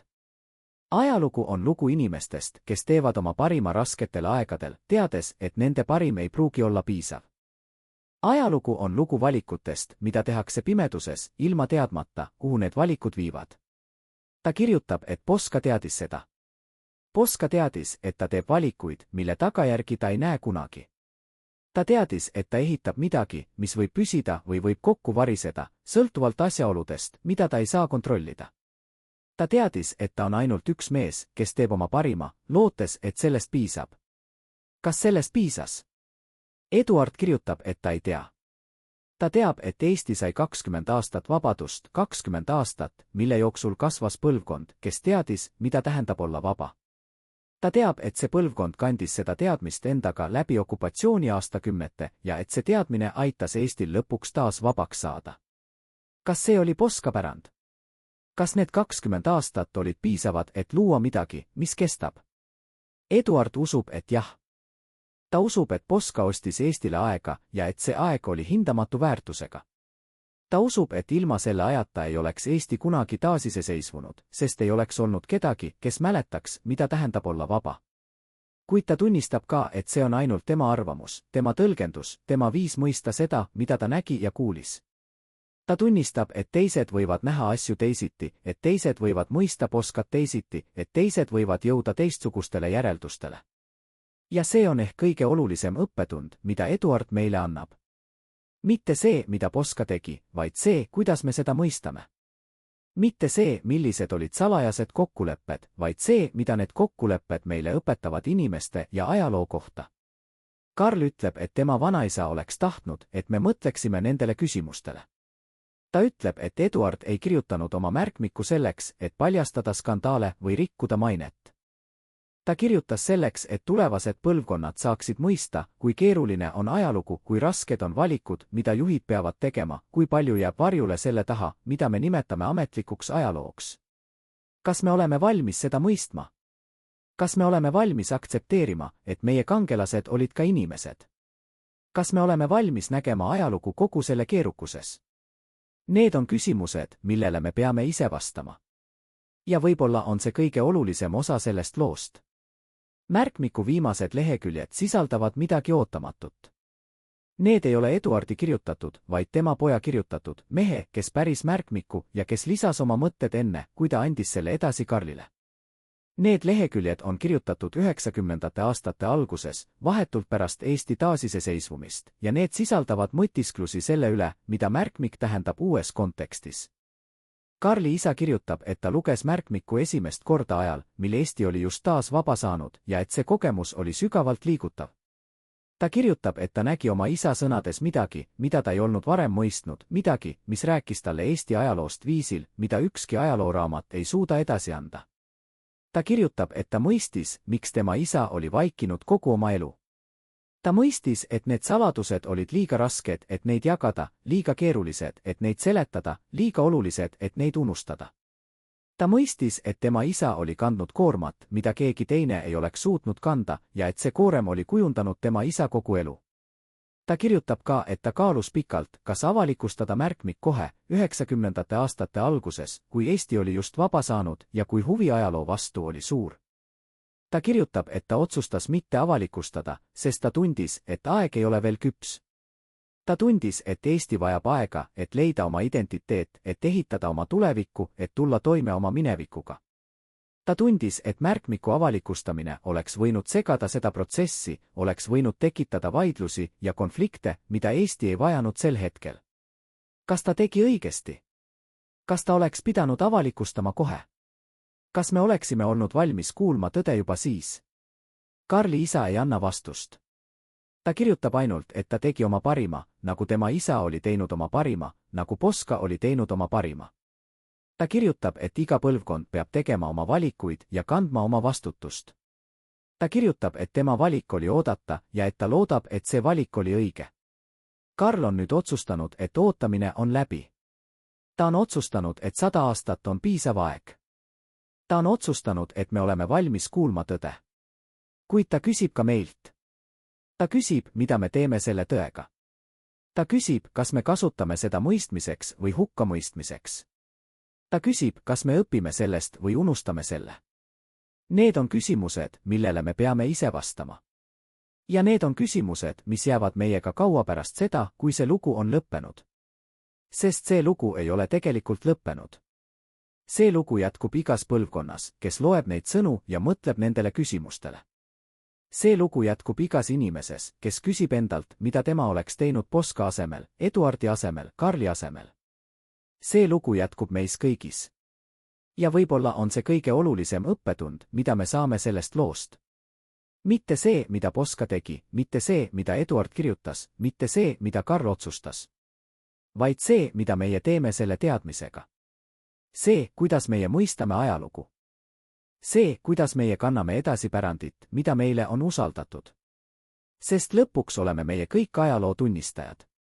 Meie kõik näeme asju, mida teised ei näe. Meie kõik kuuleme asju, mida teised ei kuule. Meie kõik teame asju, mida teised ei tea. Küsimus on ainult selles, mida me teeme selle teadmisega. Kas me vaikime, nagu Eduard vaikis aastakümneid? Kas me räägime, nagu Karl on otsustanud rääkida? Kas me mõistame, nagu Eduard lõpuks mõistis? Valik on meie. Ja see valik määrab, milline on meie ajalugu. Mitte see, mis tegelikult juhtus, vaid see, kuidas me seda mäletame. Mitte see, mida meie esivanemad tegid, vaid see, kuidas me neid mõistame. Sest ajalugu ei ole lihtsalt minevik. Ajalugu on see, kuidas me minevikku mäletame. Ja see mäletamine on meie kätes. Kas me oleme valmis seda vastutust kandma? Märkmiku lehekülgedel, mida Karl on hoidnud nii hoolikalt kõik need aastad, on üks peatükk, mis erineb kõigist teistest oma salapärasuse ja fragmentaarsuse poolest. See peatükk annab kuupäeva, mis langeb täpselt nädal enne Tartu rahulepingu allkirjastamist, ja see sisaldab viiteid kohtumisele, millest Eduard kirjutab nii ettevaatlikult, et lugeja peab iga sõna hoolikalt kaaluma, et mõista, mida ta tegelikult öelda tahab. Eduard kirjutab, et sel päeval kutsuti ta Poska juurde ebatavalisel ajal, varahommikul, kui päike ei olnud veel tõusnud ja kui Tartu tänavad olid tühjad ja vaiksed. Ta kirjutab, et ta leidis Poska oma kabinetist, kuid mitte istumas laua taga nagu tavaliselt, vaid seismas akna juures ja vaatamas välja pimedusse, nagu otsides midagi, mida ta ei suutnud leida.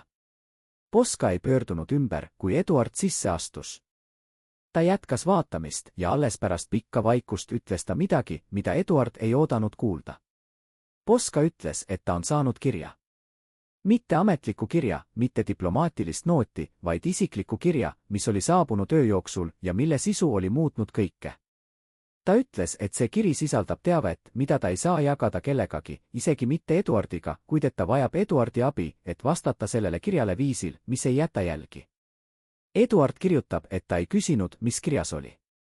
Ta oli õppinud mitte küsima küsimusi, millele ta ei peaks teadma vastuseid. Ta lihtsalt noogutas ja ootas juhiseid. Poska pöördus lõpuks akna juurest ja vaatas teda pilguga, mis oli korraga väsinud ja otsustav.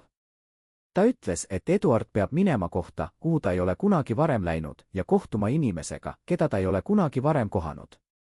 Ta ütles, et see kohtumine peab toimuma täna ja et see peab jääma täielikult saladuseks. Mida see kohtumine sisaldas?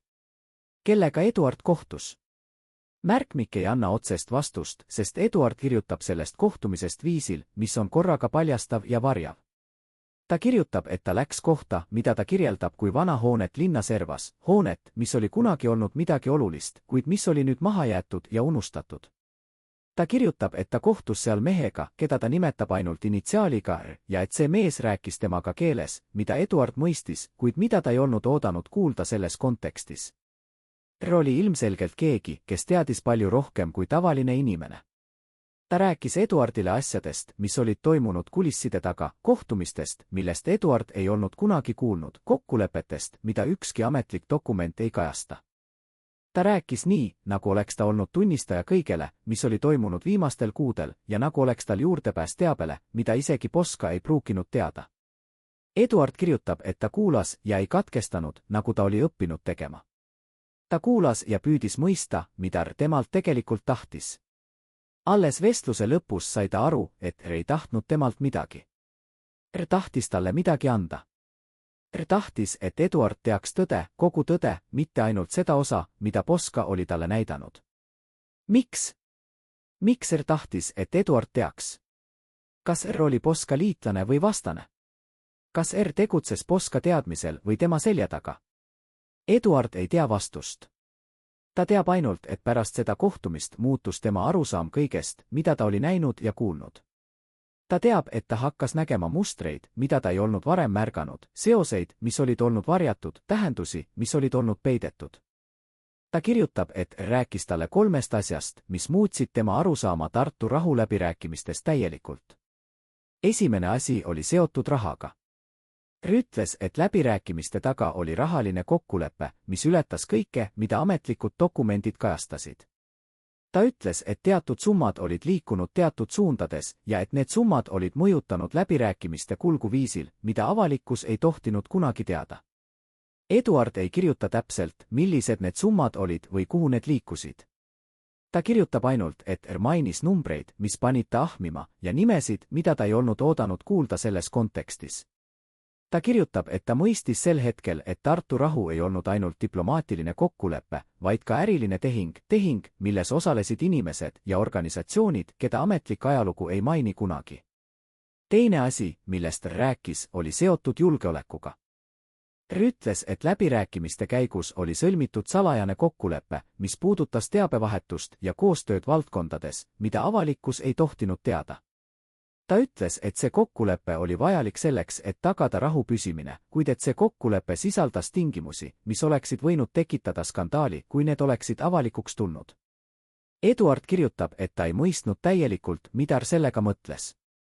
Ta kirjutab, et R rääkis viidetest ja koodidest, mida ta ei tundnud, ja mainis nimesid, mida ta ei olnud kunagi kuulnud. Kuid ta kirjutab ka, et ta tundis, et räägib tõtt, et R ei valeta ega liialdanud, et see, mida R ütles, oli tõeline, isegi kui see oli raske uskuda. 3. asi, millest R rääkis, oli kõige häirivam. R ütles, et Tartu rahu ei olnud mõeldud kestma igavesti. Ta ütles, et mõlemad pooled teadsid seda, et mõlemad pooled olid sõlminud rahu teades, et see on ajutine, et see on ainult vaherahu, mitte lõplik lahendus. Ta ütles, et küsimus ei olnud selles, kas rahu lõpeb, vaid selles, millal see lõpeb ja millistel tingimustel. Eduard kirjutab, et ta tundis sel hetkel, kuidas tema maailm varises kokku. Ta oli uskunud, et Tartu rahu on võit, et see on algus uuele ajastule, et see on garantii Eesti tulevikule. Kuid sõnad paljastasid, et see kõik oli illusioon, et rahu oli ainult mäng, mida mängiti suurema mängu raames, mängu, mille reegleid ta ei tundnud ja mille lõppu ta ei näinud. Kas rääkis tõtt? Kas tema sõnad olid usaldusväärsed? Eduard ei tea kindlalt. Ta teab ainult, et sõnad seletasid paljusid asju, mida ta oli näinud ja kuulnud, kuid mida ta ei olnud suutnud mõista. Ta teab, et sõnad andsid tähenduse Poska käitumisele, tema väsimusele, tema kurbusele, tema vaikimisele. Ta teab, et sõnad muutsid kõike. Pärast kohtumist Riga naasis Eduard Poska juurde ja andis talle vastuse, mida Poska oli palunud edastada. Ta ei rääkinud Poskale sellest, mida R oli talle öelnud. Ta ei maininud kunagi seda kohtumist. Ta kandis seda saladust endaga, nagu ta kandis kõiki teisi saladusi, vaikselt ja nähtamatult. Kuid ta kirjutas selle üles. Ta kirjutas üles kõik, mida R oli öelnud, iga sõna, iga vihje, iga viite. Ta kirjutas üles oma mõtted ja tunded, oma kahtlused ja hirmud. Ta kirjutas üles kõik, sest ta teadis, et keegi peab seda teadma, isegi kui see keegi on ainult tema ise. Kas me usume Ri sõnu? Kas me aktsepteerime, et Tartu rahu oli algusest peale mõeldud olema ajutine? Kas me suudame leppida mõttega, et meie kangelased teadsid seda ja tegutsesid selle teadmisega? Need on küsimused, millele me peame ise vastama. Ja need on küsimused, mis muudavad seda, kuidas me mõistame oma ajalugu. Märkmiku järgmised leheküljed kirjeldavad päevi vahetult enne rahulepingu allkirjastamist. Eduard kirjutab, et need olid pingelised päevad, täis läbirääkimisi ja vaidlusi, täis kompromisse ja järeleandmisi. Ta kirjutab, et ta nägi, kuidas Poska töötas öö ja päev, kuidas ta ei maganud peaaegu üldse, kuidas ta suitsetas ühe sigareti teise järel ja jõi kange kohvi, et püsida üleval. Ta kirjutab ka, et ta nägi, kuidas Poska muutus nende päevade jooksul. Mitte füüsiliselt, kuigi ka see oli nähtav, vaid sisemiselt, hingeliselt. Ta nägi, kuidas Poska silmad muutusid tuhmimaks, kuidas tema naeratus kadus, kuidas tema hääl muutus väsinumaks. Ta nägi, kuidas mees, kes oli olnud nii tugev ja kindel, hakkas murduma oma koorma all. Eduard kirjutab, et ta tahtis aidata, kuid ta ei teadnud, kuidas. Ta tahtis öelda midagi, mis lohutaks Poskat, mis annaks talle jõudu, mis aitaks tal edasi minna. Kuid ta ei leidnud sõnu. Ta oli ainult tõlk, ainult vari, ainult tunnistaja. Ta ei saanud teha midagi muud kui vaadata ja mäletada. Allkirjastamise päev saabus lõpuks, pärast nädalaid läbirääkimisi ja öid magamata. Eduard kirjutab, et see päev oli kummaline, korraga pidulik ja kurb, täis lootust ja täis hirmu. Ta kirjutab, et ta nägi, kuidas delegatsioonid kogunesid, kuidas dokumendid valmistati ette, kuidas kaamerad seati üles, et jäädvustada ajalooline hetk. Ta kirjutab, et ta nägi Poskat sel päeval viimast korda lähedalt. Poska seisis ruumi nurgas, eemal teistest, ja vaatas dokumente, mis olid laual. Tema nägu oli tõsine, peaaegu kurb, ja tema käed värisesid kergelt, kui ta hoidis sigaretti. Eduard läks tema juurde ja seisis tema kõrval, vaikselt, nagu ta oli alati seisnud. Poska pöördus tema poole ja vaatas teda pilguga, mis oli täis midagi, mida Eduard ei osanud nimetada. See oli nagu tänu, nagu hüvastijätt, nagu vabandus, kõik korraga. Poska ei öelnud midagi. Ta lihtsalt noogutas ja pöördus tagasi dokumentide poole. Allkirjastamine toimus lõunapaiku. Eduard seisis ruumi taga ja vaatas, kuidas Poska astus laua juurde, võttis pliiatsi ja kirjutas oma nime dokumendile, mis pidi muutma ajalugu. Ta nägi, kuidas Poska käsi värises kergelt, kui ta kirjutas, ja kuidas ta sulges silmad hetkeks pärast allkirjastamist, nagu palvetades või mäletades midagi. Siis oli kõik läbi. Käepigistused, õnnitlused, fotod. Poska tegi kõike, mida temalt oodati, kuid tema nägu jäi tõsiseks, tema silmad jäid kurbadeks. Ta ei tähistanud. Ta lihtsalt tegi oma töö ja lahkus, vaikselt ja märkamatult, nagu mees, kes on teinud seda, mida ta pidi tegema, ja kellel ei ole enam midagi öelda. Eduard järgnes talle tänavale, kuid ta ei julgenud teda peatada. Ta vaatas, kuidas Poska kõndis mööda Tartu tänavaid, üksi, ilma saatjateta, ja kadus rahva sekka. See oli viimane kord, kui Eduard nägi teda nii lähedalt. Pärast seda päeva ei kohtunud nad enam kunagi privaatselt. Poska lahkus poliitikast peagi pärast rahulepingu allkirjastamist. Ametlikult oli põhjuseks tervis, kuid Eduard teadis, et tõeline põhjus oli teine. Ta teadis, et Poska oli väsinud mitte ainult füüsiliselt, vaid ka hingeliselt. Ta teadis, et Poska oli kandnud koormat, mis oli liiga raske, et seda kanda kauem. Eduard kirjutab, et ta kuulis Poska lahkumisest mõni nädal hiljem, märtsis, kui kevad oli just algamas ja kui lumi hakkas sulama. Ta kirjutab, et ta tundis sel hetkel midagi, mida ta ei osanud nimetada, midagi, mis oli korraga kurbus ja kergendus, kaotus ja lõpetamine. Ta kirjutab, et ta teadis, et midagi oli lõppenud, midagi, mis ei tule kunagi tagasi. Ta läks matustele, nagu paljud teised. Ta seisis rahva seas ja kuulas kõnesid, mis rääkisid kangelasest ja päästjast. Ta kuulas sõnu, mis olid ilusad ja tõesed, kuid mis ei rääkinud kogu tõde. Ta teadis, et kogu tõde jääb maetud koos Poskaga igaveseks. Või nii ta arvas tol hetkel. Aastad pärast Poska lahkumist olid Eduardi jaoks kummalised aastad. Ta jätkas oma tööd, jätkas oma elu, kuid midagi oli muutunud. Ta kandis endaga saladusi, mida ta ei saanud jagada kellegagi, mälestusi, mida ta ei saanud unustada, küsimusi, millele ta ei leidnud vastuseid. Ta kirjutab oma märkmikus, et ta mõtles sageli Poskale, eriti öösiti, kui ta ei suutnud magada. Ta mõtles öistele kohtumistele, salajastele kokkulepetel, erisõnadele. Ta mõtles sellele, mida Poska oli teinud ja miks ta oli seda teinud. Ta mõtles sellele, kas Poska oli olnud kangelane või ohver, päästja või ohverdaja. Ta ei leidnud vastust. Ta leidis ainult rohkem küsimusi. 30ndatel aastatel, kui Euroopa hakkas muutuma ja kui uued ohud hakkasid kerkima, mõtles Eduard üha rohkem Kai sõnadele 20 aasta kohta. Ta mõtles sellele, kas oli teadnud midagi, mida teised ei teadnud, kas oli näinud tulevikku, mida teised ei näinud. Ta mõtles sellele, kas Poska oli teadnud sama asja ja kas see teadmine oli murdnud ta. 939. aastal, kui Molotovi-Ribbentropi pakt allkirjastati, mõistis Eduard, et Kai ennustus oli täitumas. Ta mõistis, et 20 aastat, millest oli rääkinud, olid peaaegu möödas. Ta mõistis, et kõik, mida ta oli kartnud, oli saamas tõeks. Ta kirjutab oma märkmikus, et ta tundis sel hetkel midagi, mida ta ei olnud kunagi varem tundnud. See oli nagu äratundmine, nagu selgus, nagu lõplik mõistmine. Ta mõistis, et Poska oli teadnud seda kõike. Ta mõistis, et Poska oli allkirjastanud rahulepingu teades, et see ei kesta.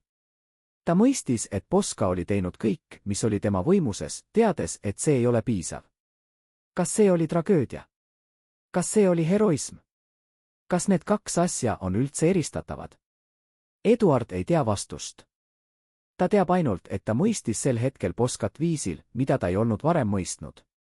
Ta mõistis, et Poska oli olnud mees, kes teadis tõde ja kes tegutses selle tõe järgi, isegi kui see tõde oli valus ja isegi kui see tegutsemine oli määratud ebaõnnestuma. 940. aastal, kui Nõukogude väed marssisid Eestisse, oli Eduard valmis. Ta oli teadnud, et see päev tuleb. Ta oli valmistunud selleks päevaks aastaid. Ta oli pakkinud oma asjad, korraldanud oma paberid, valmistanud ette oma põgenemise. Ta lahkus Eestist viimasel hetkel, kui veel oli võimalik lahkuda. Ta jättis maha kõik, mis tal oli, välja arvatud üks asi. Märkmik. See nahkhaantega raamat, mis sisaldas kõike, mida ta teadis, kõike, mida ta oli näinud ja kuulnud, kõike, mida ta ei saanud unustada. Ta põgenes Rootsi, nagu paljud teised. Ta alustas uut elu võõral maal, uue keele ja uute kommetega. Ta püüdis unustada minevikku, püüdis elada olevikus, püüdis vaadata tulevikku. Kuid ta ei suutnud unustada. Märkmik oli alati tema lähedal, meenutamas talle sellest, mida ta oli näinud, sellest, mida ta teadis, sellest, mida ta ei saanud jagada kellegagi. Aastad paguluses olid pikad ja vaiksed. Eduard elas oma elu, kasvatas oma lapsi, tegi oma tööd. Ta ei rääkinud kunagi Eestist, kunagi Poskast, kunagi öistest kohtumistest.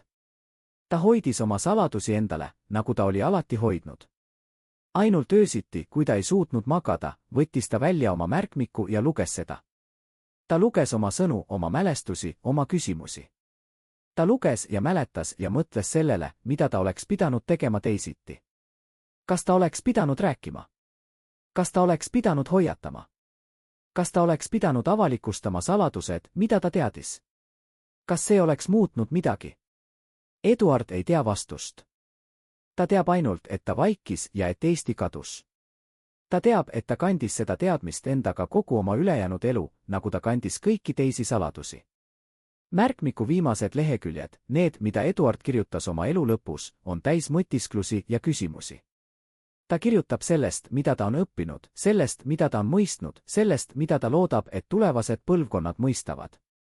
Ta kirjutab, et ajalugu ei ole lihtsalt sündmuste jada, vaid tõlgenduste jada. Ta kirjutab, et see, mida me nimetame ajalooks, on ainult üks versioon paljudest võimalikest versioonidest. Ta kirjutab, et tõde on alati keerulisem kui lood, mida me räägime, ja et meie ülesanne on otsida seda tõde, isegi kui see on valus. Ta kirjutab ka, et ta loodab, et keegi loeb kunagi tema märkmikku ja mõistab, mida ta püüdis öelda. Ta loodab, et keegi mõistab Poskat mitte kui kangelast või reeturit, vaid kui inimest, kes tegi raskeid valikuid rasketel aegadel. Ta loodab, et keegi mõistab, et ajalugu tehakse inimeste poolt ja et inimesed on ekslikud, isegi siis, kui nad püüavad teha õigesti. Karl on lugenud neid sõnu 10 kordi. Ta on mõelnud nendele küsimustele aastaid. Ta on kaalunud, kas avalikustada märkmik või hoida seda edasi saladuses. Ta on küsinud endalt, mida tema vanaisa oleks tahtnud, mida tema isa oleks tahtnud, mida Poska oleks tahtnud. Ja ta on jõudnud järeldusele, et aeg on käes. Ta on jõudnud järeldusele, et 100 aastat on piisav aeg, et me saaksime vaadata minevikku ilma vihata ja ilma hirmuta.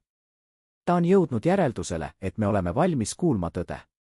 Kuid ta küsib ka meilt. Ta küsib, kas me oleme valmis aktsepteerima, et ajalugu on keerulisem, kui meile on õpetatud. Ta küsib, kas me oleme valmis nägema oma kangelasi inimestena. Ta küsib, kas me oleme valmis mõistma, mitte mõistma hukka. Need on küsimused, millele me peame ise vastama. Ja võib-olla on see kõige olulisem osa sellest loost. Mitte see, mida Poska tegi, mitte see, mida Eduard kirjutas, mitte see, mida Karl otsustas. Vaid see, mida meie teeme selle teadmisega. See, kuidas meie mõistame ajalugu. See, kuidas meie kanname edasi pärandit, mida meile on usaldatud. Sest lõpuks oleme meie kõik ajaloo tunnistajad. Meie kõik näeme asju, mida teised ei näe. Meie kõik kuuleme asju, mida teised ei kuule. Meie kõik teame asju, mida teised ei tea. Küsimus on ainult selles, mida me teeme selle teadmisega. Märkmik on nüüd avatud. Saladused on paljastatud.